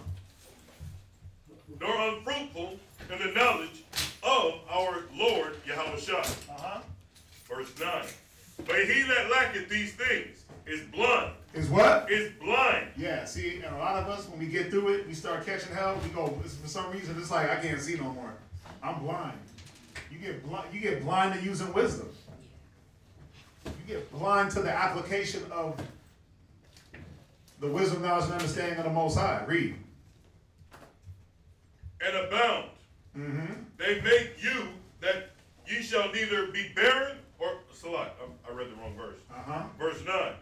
But he that lacketh these things is blind, and cannot see afar off. Go ahead. And hath forgotten that he was purged from his old sins. Go ahead. Wherefore, the rather, brethren, give diligence. Give what? Give diligence. Yeah, you're supposed to do the rather. Apply the wisdom. Apply the understanding. Give diligence. Read. To make your calling and election sure. Right. Read on. For if ye do these things. If you what? If ye do these things. Read. Ye shall never fall. Right. But see, now you understand why some of y'all be falling. You can move it over, my stuff. Now you understand why some of y'all fall in y'all's battle. You get punched in the face and just automatically drop. Because you didn't give diligence to these things. To the faith, to the virtue, to the knowledge, to the temperance. You can come in at, if you got a scripture, you can come in at any time, my bro. Proverbs 8:32. You got something? I said Ecclesiasticus 2 and 3. Oh, let's go there. Ecclesiasticus 2 and 3. Ecclesiasticus chapter 2 and verse 3. Yeah, and all those virtues that he just spoke about temperance. What was that? Patience. What was that? Long suffering. Read that. Ecclesiasticus chapter 2 and verse 3. Cleave unto him. Right. It says, cleave unto all those things that the Most High has given us already. What was that again? Oh yeah, patience, godliness, virtue. Read that again from the top, Ariel. Cleave unto him. Yeah, cleave unto what? The knowledge that he gave you. The patience that he told us that we have to have. Read. And depart not away. Yeah, depart not away from these things. Read. That thou mayest be increased at thy last end. Yeah, the Most High has given us the recipe to fight our battles. And that's what he's saying. Cleave unto the Most High, cleave unto these things that he's given us, so that we may be increased in our last. Go to Proverbs 8 and verse 32. Proverbs chapter 8 and verse 2. Give me a comment when you got it. Proverbs 8 verse 32. Oh, verse 32. Yeah, Proverbs 8 and verse 32. Time. Go ahead and read that. Proverbs chapter 8 and verse 32. Read. Now therefore, hearken unto me. Do what? Hearken unto me. So here it is. Method number 1. Listen. You want to fight your battles and win? You need to open up those ears and listen. Read. O ye children. Because you're nothing but a child. We're children, man. That's what we got to understand. If the Most High is always the Father, we're always going to be children. So what is he always going to do? What do you always do with your child? You look out for their well-being. Right? You look out for their well-being. You look out for their future. Read. O ye children, for blessed are they that keep my way. Right. What are the ways? What are the ways of the Most High to help you battle? Who can give me one way of the Most High that's going to help you through a battle? Who got it? I just need one way. What is one thing that you're supposed to continue to do in your battles? What? Anybody? What's up? Communicate. That's one. I'll stay in prayer. That's one. Communicate. Pray. Yes. Gotta pray. But you know why it's important to communicate? First of all, why does the scripture say to do good and to communicate, forget not? With such sacrifices, God is well pleased. Why did he call communication a sacrifice? Because people don't like to do it. Because you don't want to do it. It's not that you don't want to do it. He said forget. Think about it. He said to do good and to communicate, forget not.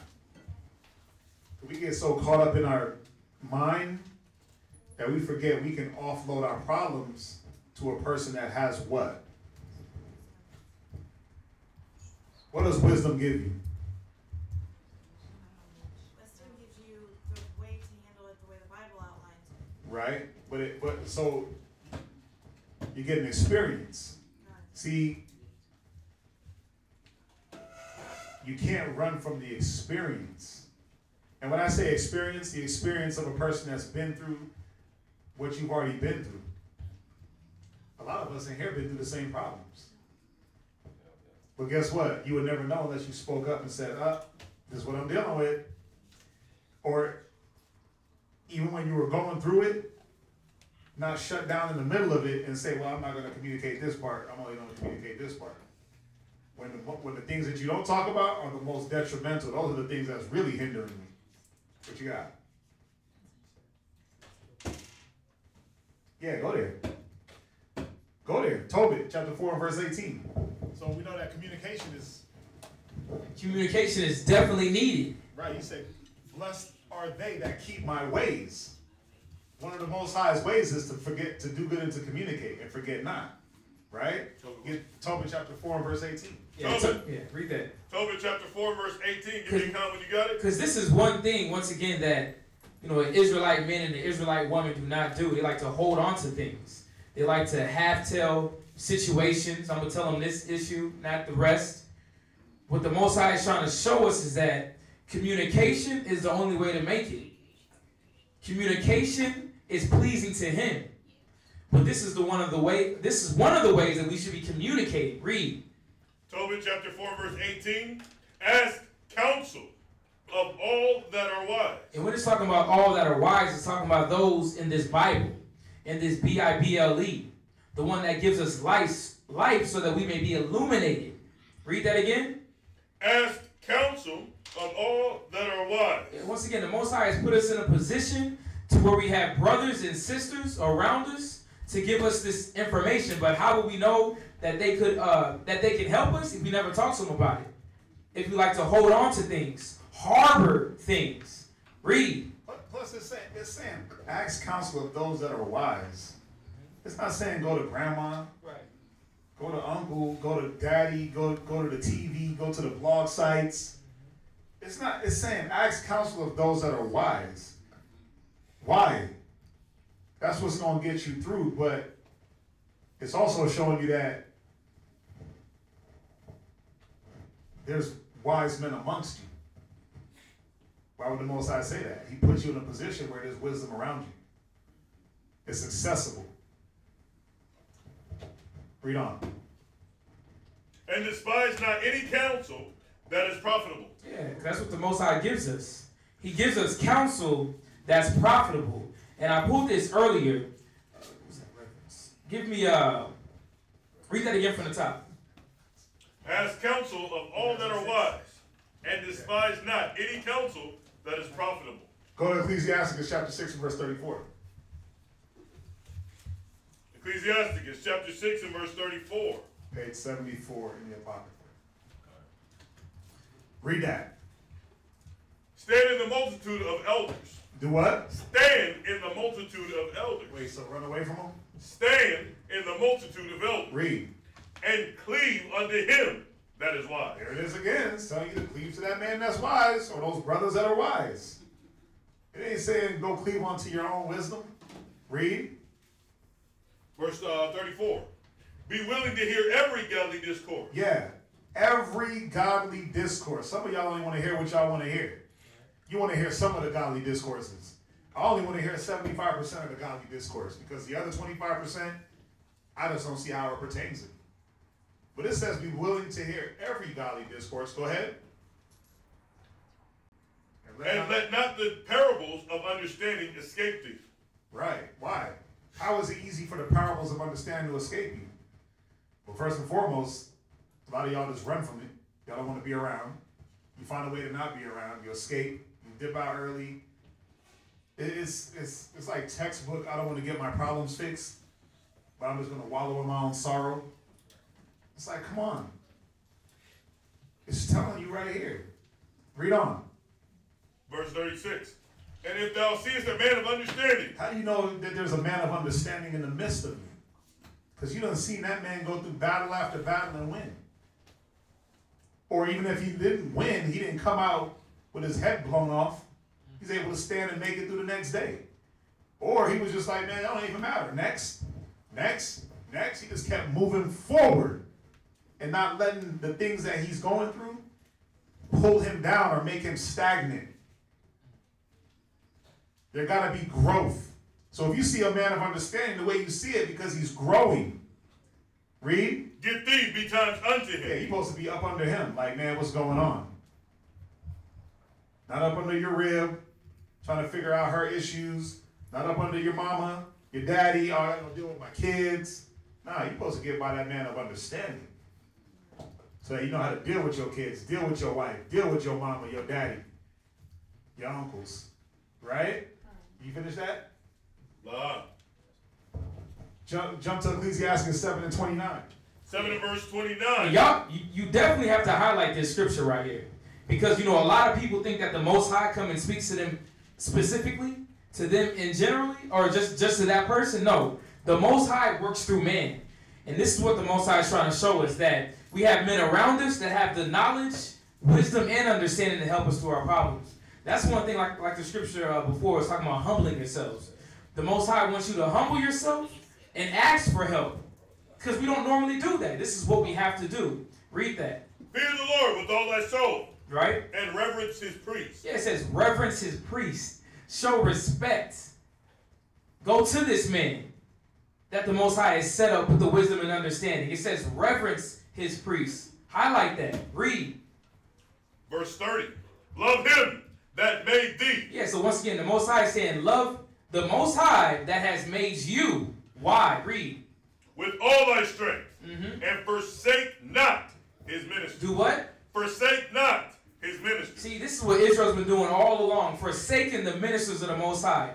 Every time they have problems and issues, they try to give them the right solution. You know what happens? They run. It says, forsake not the ministers. Get to a man of understanding. Listen to these individuals because they have the counsel.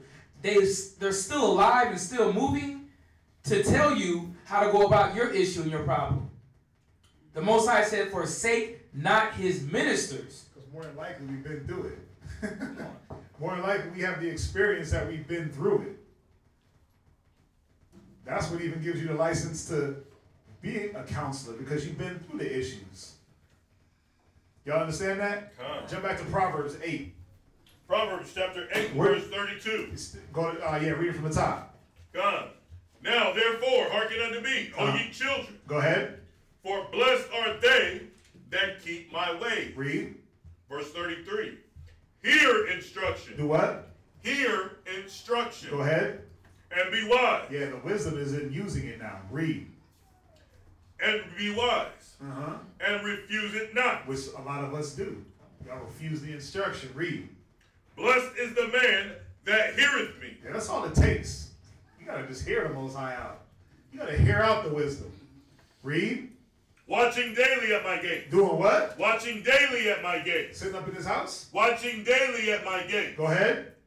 And waiting at the post of my door. Yeah, see, you're supposed to wait on the Most High. Not just tuck and hide. Read. Come, verse 35. Uh-huh. For whoso findeth me, findeth life. You see that? Whoso findeth the wisdom, knowledge, and understanding of the Most High, what does he find? Findeth life. Yeah, you don't find death. Real quick, just throw this in. Go to Isaiah chapter 33 and 6, I believe. Go on.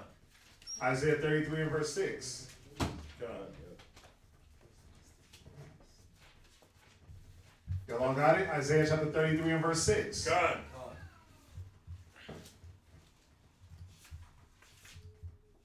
Read.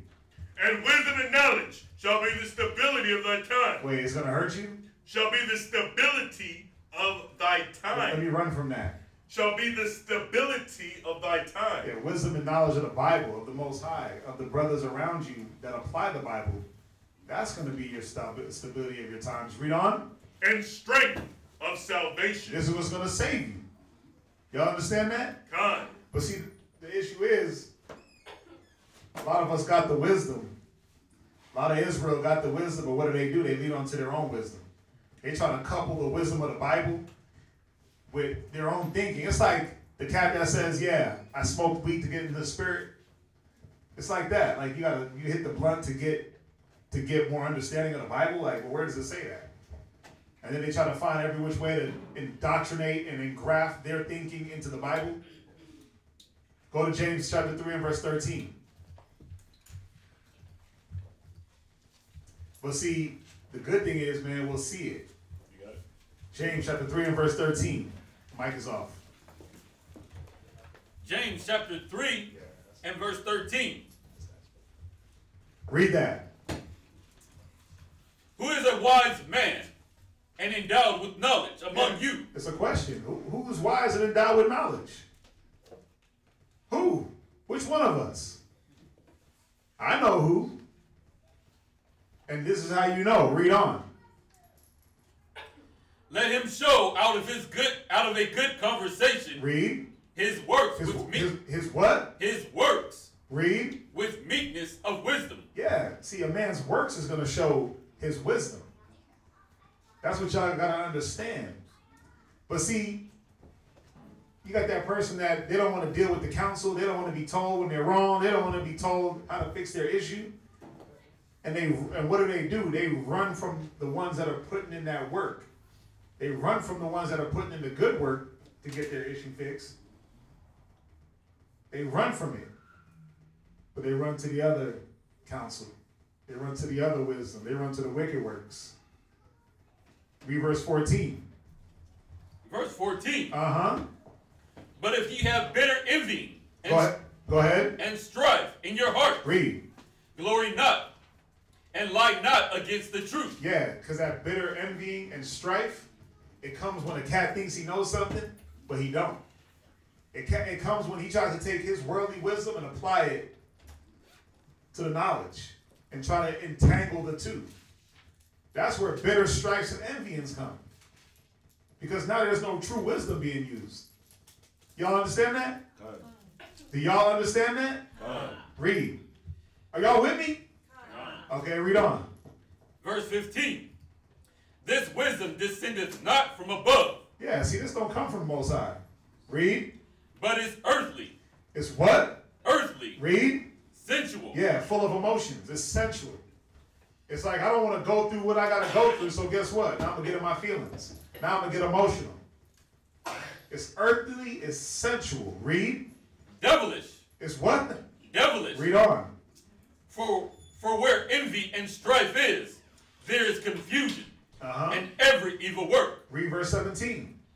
But the wisdom that is from above is first pure. Yeah, that wisdom from above that brothers and sisters run from, it's what? First pure. Read. Then peaceable. It's what? Peaceable. Yeah, it's going to bring you peace. Read. Gentle. Yeah, it's gentle. Read. easy to be entreated. Right. Read on. Full of mercy. Full of what? Full of mercy. Yeah, see, the wisdom from above is going to allow you to have mercy through your situation. But that earthly crap, guess what's going to happen? That's going to burn you up. There ain't no mercy in the earthly wisdom. But for some reason, that's what brothers and sisters run to. They run to the earthly instead of running into the wisdom from above. Read on. And good fruits. Read. Without partiality. Yeah, it's not going to be biased. Read on. And without hypocrisy. And it's not going to be hypocritical wisdom. It's not going to say one thing, do as I say, not as I do type wisdom. Again, you got the one auntie that can't keep a man, but she telling you how to keep a man. It's like, do as I say, not as I do. It's like, come on, it don't make no sense. That's that earthly wisdom that we got to stop running to. We got to stop leaning on our own wisdom. We got to stop leaning to our own understanding. Where you at? Verse 18. Go to 1 Corinthians chapter 3 and verse 18. 1 Corinthians 3 and 18.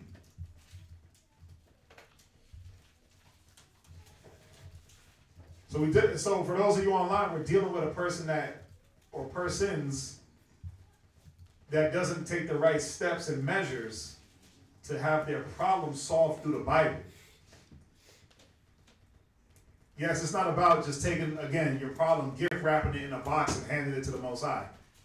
That's not what it's talking about. But it's talking about taking proper steps and measures to make sure that the things you're going through, they're always going to be there, but they can be alleviated. Your issues and troubles can be alleviated with simple things like communicating. That's the biggest thing. It's like brothers forget to communicate. It's like now you're too good to communicate. I don't get it. It's like, I don't want to talk about that. I can't talk about it. I can't talk about it. I don't want to deal with it. When? You going to wait till the point where it just eats you alive?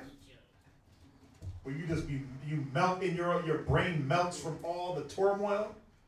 You're going to be like, you're going to take the counsel in your own head? Yeah. Yeah. Read 1 Corinthians 3 and verse 18. 1 Corinthians chapter 3 and verse 18. Let no man deceive himself. Let no man do what? Deceive himself. Yeah, we got to stop being deceivers to our own selves. Let no man deceive himself. Read. If any man among you seemeth to be wise in this world. Yeah, if you got the answers, give them to me then. If what y'all do is right without the wisdom, if you seem to be wise, read.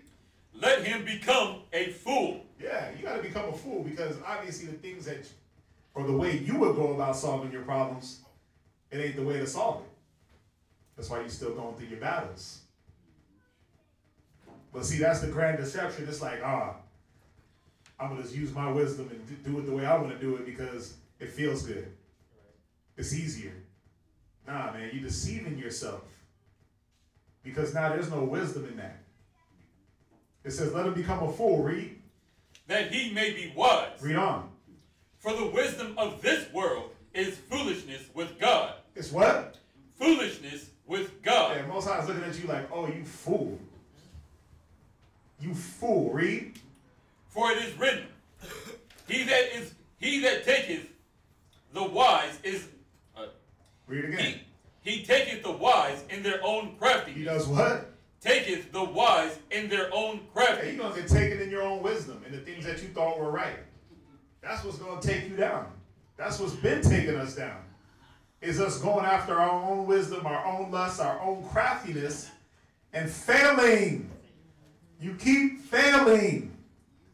You ain't got no win. You ain't got no W's. Nah, I was going to hit it, but yeah, I mean, we hit it so many times. It's just like, you see that? Did you read verse 20? Loud. Hit verse 20. And again, the Lord knoweth the thoughts of the wise, that they are vain. Let no man glory in men, for all things are yours. That's it. That's it on that one. So, now we got to just ask ourselves, how come a person don't want to use the scripture, the wisdom, or the method of the Bible? What is it about them where they don't want to use the proper method? Go to 2 Timothy 3. Go to 2 Timothy 3. How come they don't want to use the method that the Most High has through the scriptures? How come they take it upon themselves?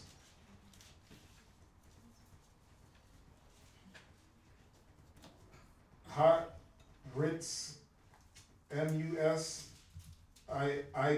He said, I feel chosen. Is that weird? Well, what's your nationality?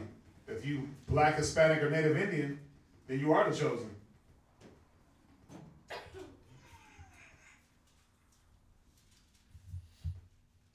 Very important question. If the nation stole from me, is it stealing from me to take back what is mine from all of them? Yeah, stealing is stealing.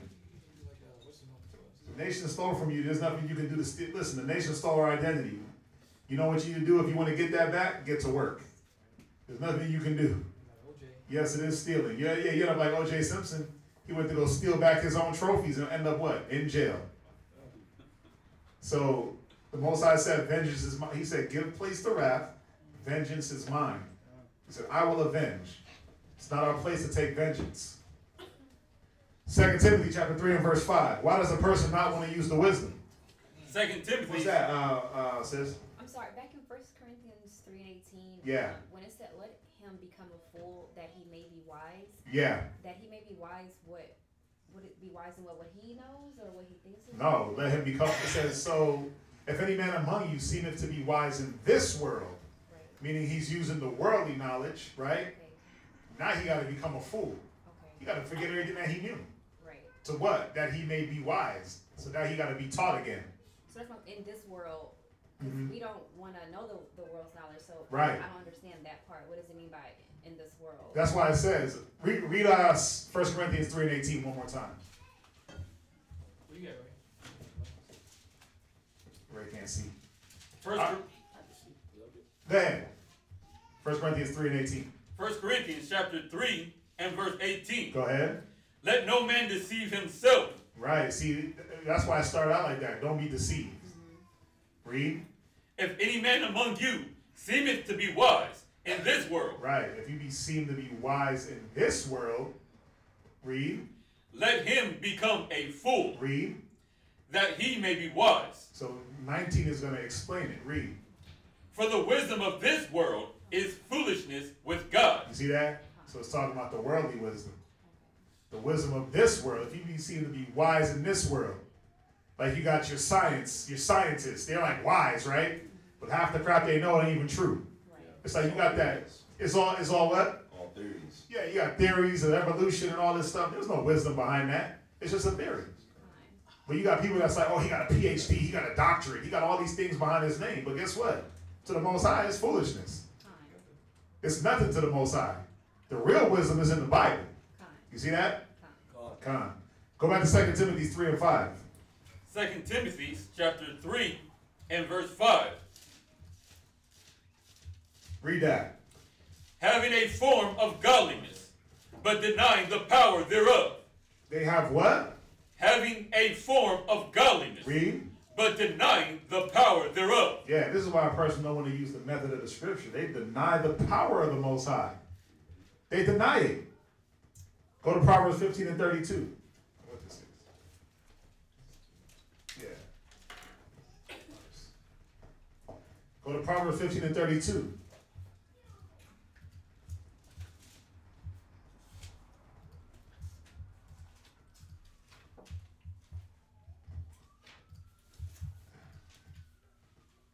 Proverbs chapter 15, verse 32. Go ahead. He that refuses instruction despiseth his own soul. You got to see that. You refuse the instruction of the Most High. You do what? Despiseth his own soul. Yeah, you know they say that stupid saying, God only helps them that. Well, you know he says he only helps old people and babies. Oh yeah. Or they say God only helps those that help themselves. Here it is. Read it one more time. He that refuseth instruction despiseth his own soul. Yeah, you're doing an injustice to yourself. Right. Read. But he that heareth reproof getteth understanding. Yeah, but if you sit around and hear the discourse of the godly, if you don't miss the discourse, right? If you wear out the footsteps of the elder, you'll get what? getteth understanding. Now you get understanding on how to deal with your problems, how to go through your issues. Isaiah 29 and 13. But this is the problem, man. This is the problem with our people. This is the problem with our people. Isaiah 29 and verse 13. Somebody else get Proverbs 5. Isaiah chapter 29 and verse 13. Go ahead. Wherefore the Lord said, for as much as this people draw near to me with their mouth. Yeah, we so quick to draw near, like talk a good one. Go ahead. And with their lips do honor me. And with their lips we honor the Most High. Read. But have removed their heart far from me. Yeah, but your mind just ain't in it. That's the cut, clear truth. That's why you don't want to apply the wisdom, because your mind ain't there. You want to talk it, you want to live it, but you don't want to actually apply your mind to it. It's easy to talk about. It's easy to show up sometimes and pretend or act. But when it gets down to time to apply your mind in your situation, what does it say? But have removed their heart far from me. Go ahead. And their fear towards me is taught by the precept of men. Yeah, now you're going off of what men's talking about. Now you're going off of, you're getting counsel from every other source. Get that, Isaiah 30 and 1. You pulled it. Isaiah chapter 30 and verse 1. Read. Woe to the rebellious children. Woe to who? The rebellious children. Yeah, we're rebellious children because we know what we should be doing, but we choose not to. Read.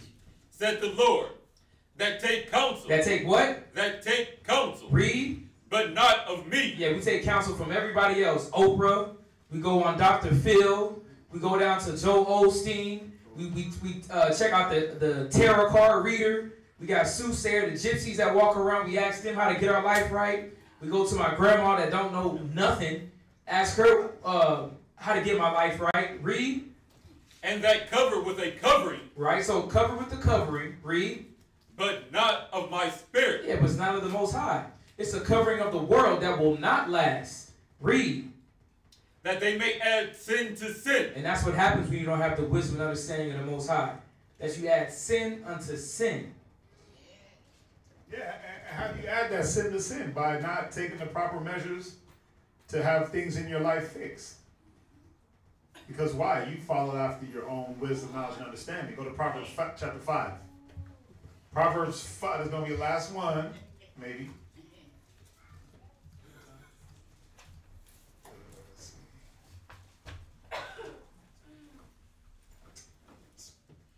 Proverbs chapter 5 and verse 7. Proverbs chapter 5 verse 7. Read. Hear me now, therefore, O ye children, and depart not from the words of thy mouth. Right, because what's going to happen is you lean onto your own understanding, you start catching more and more hell, adding sin unto sin, and then guess what? This is going to be you. I guarantee it. Read verse 7 one more time.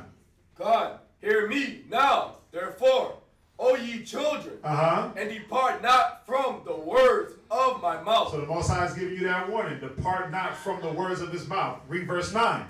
God, lest thou give thy honor unto others. Read. And thy years unto the cruel. Right, you're going to end up giving your honor unto others. You're going to end up in a compromising position. And your years unto cruel. Read. God, verse 10. Lest strangers be filled with thy wealth. These what? Strangers be filled with thy wealth. Read. And thy labors be in the house of strangers. Read verse 11. And thou mourn at the last. Yeah, and then when all that happens, when you ain't got nothing, you broke down, right? They done came into you, they done came in and just stole everything from you, stole your mind, and you gonna mourn at thou last end. Read. When thy flesh and thy body are consumed. Now you all sucked up and dry. Read on. God, verse 12. And say, how have I hated instruction? Yeah, you're going to be like, oh God. No, you're really going to sit back and be like, damn, I should have listened. Right. God damn, dog. I should have took that instruction. I should have been there when brothers was trying to talk to me. I should have been willing to talk. Brothers asked me what's up. I should have been like, sister said, sis, how you doing? I should have been willing to spill it out. Read it again. And, oh, how have I hated instruction? And say, how have I hated instruction? Read. And in my heart despise reproof. Yeah, it's like, damn, how did I, what the hell? Why did I despise the reproof? Read. And have not obeyed the voice of my teacher. And have not what? Obeyed the voice of my teacher. Read. Nor incline my ear to them that instructed me. That's what you're going to be asking yourself. Like, damn, man, I ain't listened to them dudes when they was telling me what was up. They was giving me, because what's going to happen is, you know why you get ate away? You know why your flesh gets consumed up? Because when you went out there in the world for that wisdom, they told you the wrong thing. When you thought you had it and you knew what you was doing, the scriptures say, woe to him that is left alone. For when he falls, there will be nobody to pick him up. So when you out there, when you say, oh, I'm going to do it on my own. I'm going to counsel my own self. I'm going to get through my own problems. Right? And then what happens? Slowly but surely, man, your mind, your flesh, everything starts getting ate away. And you sitting back wondering how it's going to dawn on you. Bing! You're going to actually hear the sound. Bing! And you're going to see the light. And it's going to be like, damn, I should have listened. I should have listened to them bros. I should have been around more. I should have studied more. I should have put more in. I should have offered more to the Most High. I should have been more diligent, long-suffering, patient. Right?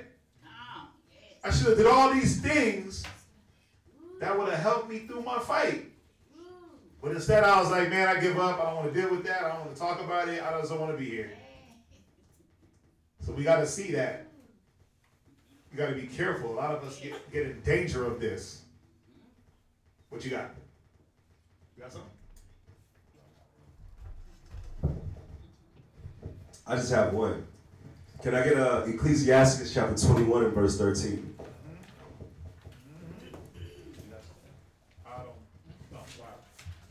Ecclesiasticus chapter 21, verse 13.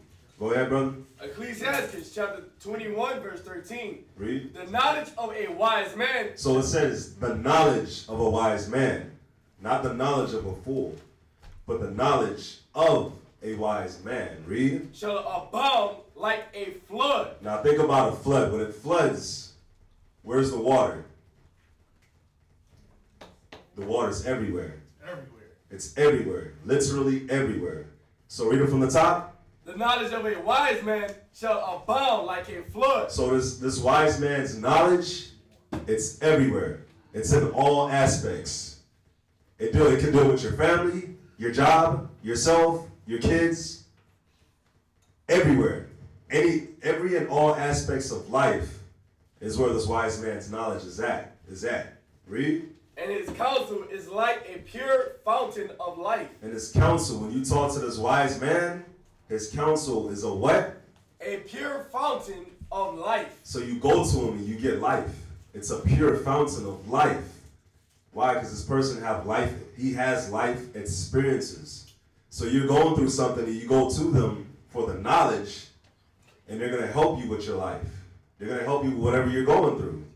Whether it's your job, your friends, your family. I mean, whatever you're dealing with. But, yeah, that's it. That's all I have on. Yeah, get that, because I'm going to get one more. Go to Ecclesiasticus 6 and verse 23. Somebody else get Proverbs 6 and 23. Yeah, I like that. That Ecclesiastes 21. It says, the knowledge of a wise man shall abound like a flood. And this is what we have to do when we have the knowledge, or we receive the wisdom. Read. Ecclesiasticus chapter 6, verse 26. Verse 23, sir. Oh, verse 23. Give ear, my son. Right, it says, give ear, read. Receive my advice. Receive his advice, read. And refuse not my counsel. What it's saying is internalize what's being said to you from this wise person. And it says, refuse not his counsel, read. And put thy feet into her fetters. Yeah, because a lot of times the things that we hear is not going to be joyous. We have to go through some things that we might not want to. But a lot of times that medicine that we have is sometimes bitter. But when we actually take it, we're well at the end. Read. thy neck into her chains. Yeah, put your neck into her chains. Read. Bow down thy shoulders. Read. And bear her. Yeah, it means be humble and bear the wisdom. Do what's being told to you. Try it, because it will work. Read. And be not grieved with her bonds. Read. Come unto her with thy whole heart. Right, read. And keep her ways with all thy power. It says, come unto her with all your heart. Believe in what's being said to you. Trust in it. Read. Verse 27. Search and seek, and she shall be made known unto thee. Jump down to 33. Verse 33. If thou love to hear. Yeah, it says, if thou love to hear, read. Thou shalt receive understanding. Read. And if thou bow thine ear. If you humble yourself enough to listen to what's being said from these wise individuals, from all the counsel that the Most High has given you, read. Thou shalt be wise. You understand how to fight these battles, how to endure like Job did, how to continue striving for the goals that you have, for the future that the Most High has for you. That's it. Go to Proverbs 6 and 23. Proverbs chapter 6, verse 23.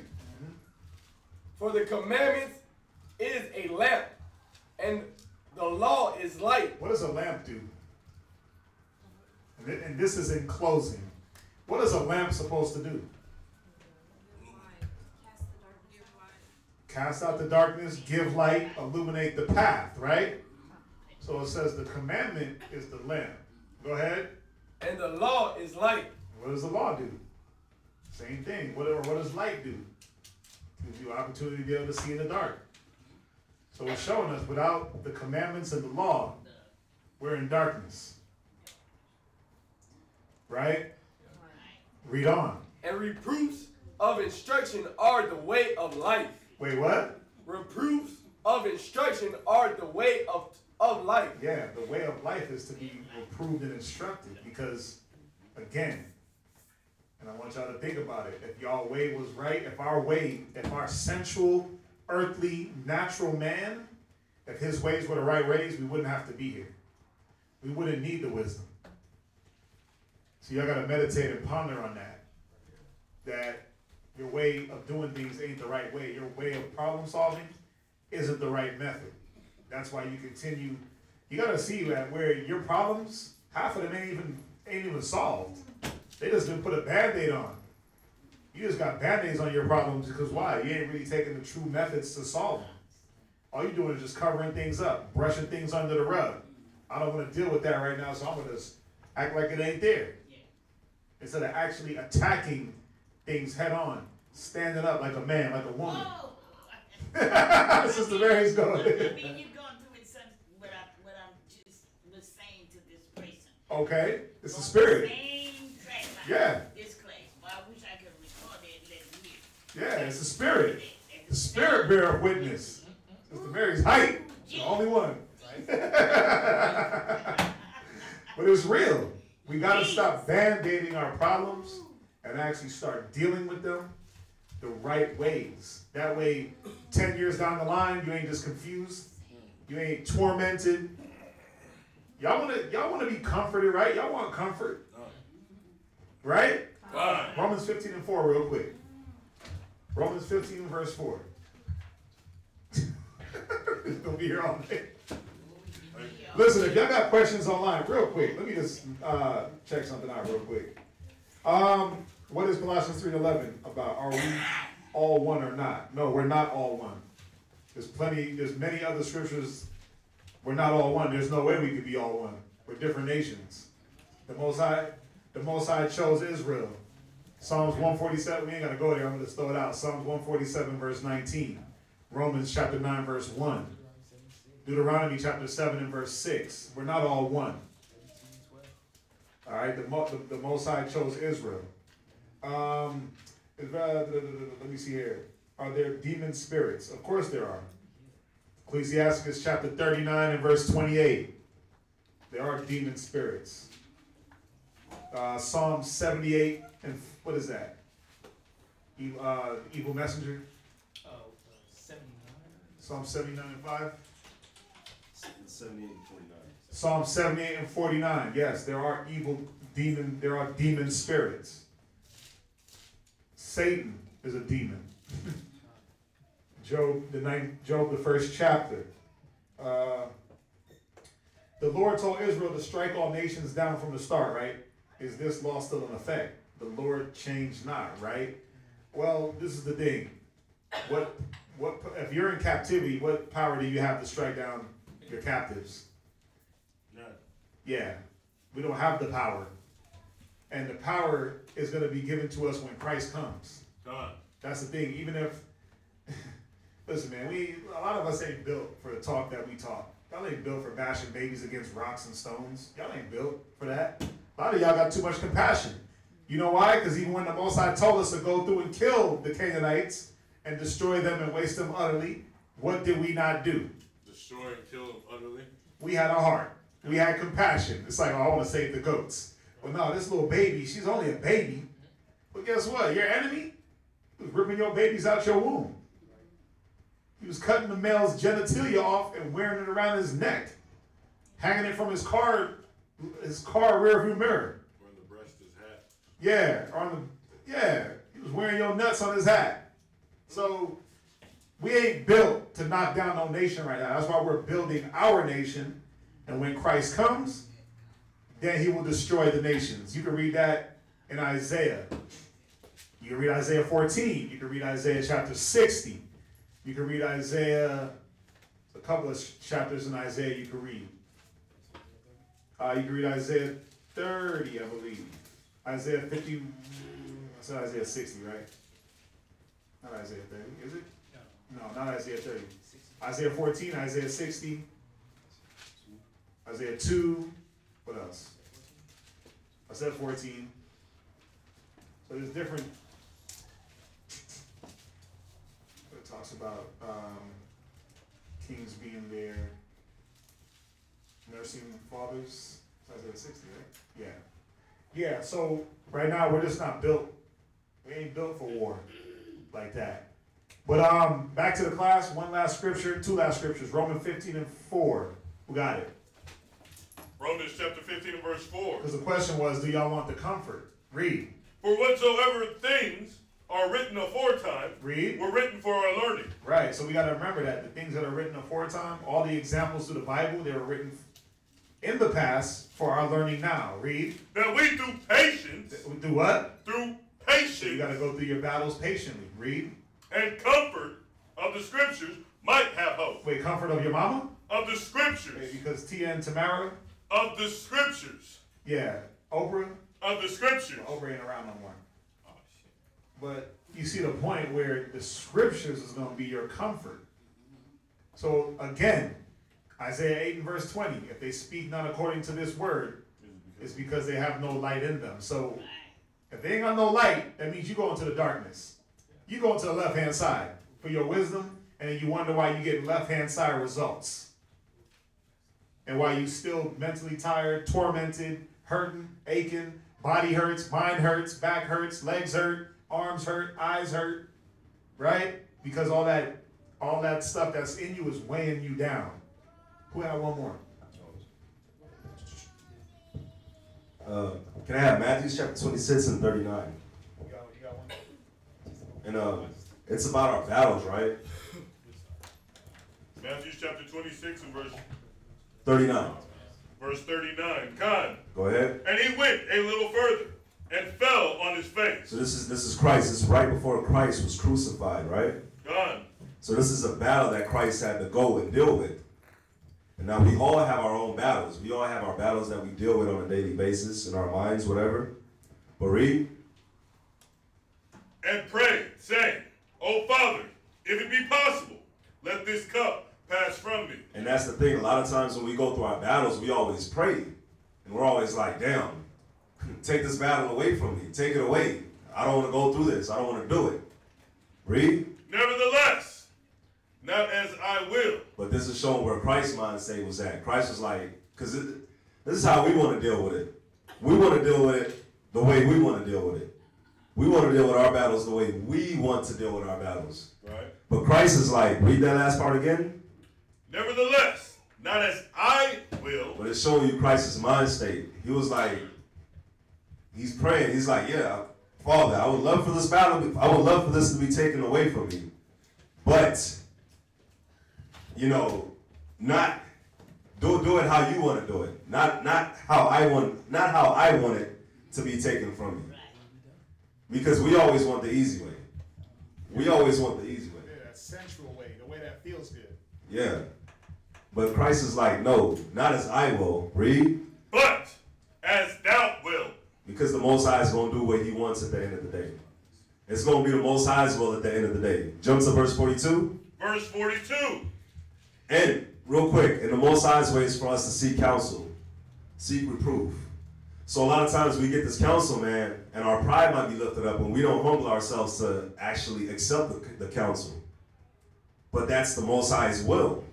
The Most High is the one that's speaking through that man and giving you the counsel.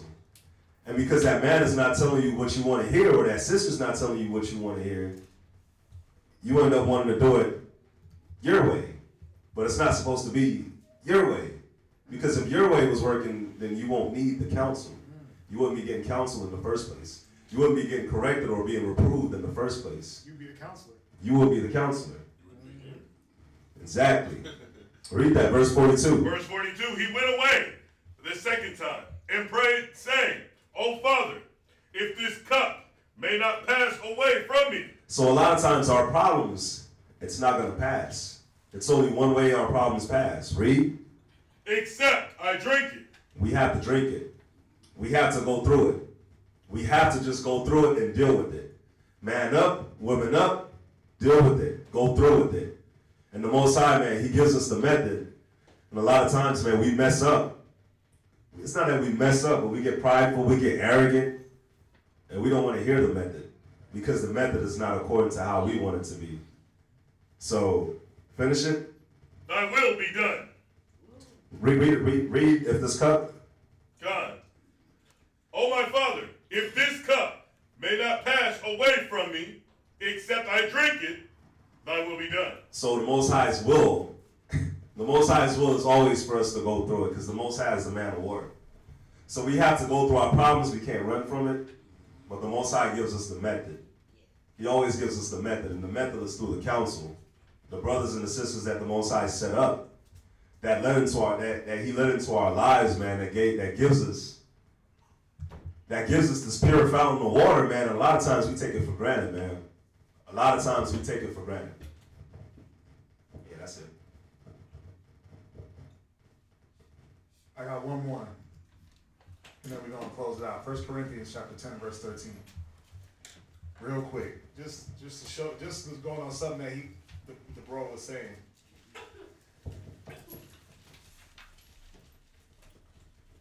First Corinthians chapter 10 and verse 13. Go ahead.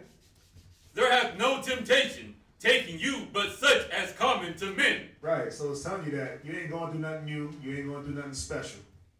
It ain't nothing different. Go ahead. But God is faithful. He's what? God is faithful. Read. Who will not suffer you to be tempted above that ye are able. Right, so he's not going to suffer you to be tempted above the things that you're able to bear. He ain't going to give you what you can't manage if you apply the correct wisdom. Things get overbearing and overwhelming when you start getting flustered because you don't apply wisdom from the Bible. Read. But will with the temptation also make a way to escape. Yeah, through that same very temptation, he's going to give you the wisdom to escape it. Read. That ye may be able to bear it. Right, but only if you're willing to apply. My son, if you're willing to hear, you will be taught. So it's all these different things that we gotta keep doing. Gotta keep listening, keep applying, keep being humble, keep long suffering, keep forbearing, keep trying to move forwards in the spirit. All right? Got it. Any questions on that? All right, well, listen, if you got questions online, hold them till Friday. Priest Kazakia will be in the house with one of these lovely bros. All right, so if there's no questions in here, nothing online, we're going to say shalom. Shalom. Mic drop, 1, 2, 1, 2.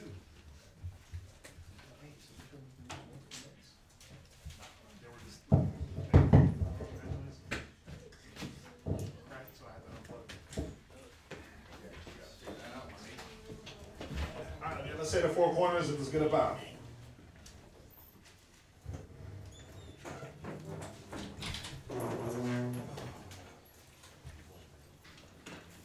We're gonna do the let's do the Our Father prayer real quick. Four corners, salute.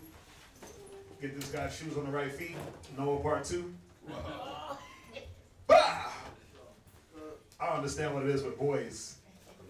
They never get their shoes right. Like Naomi.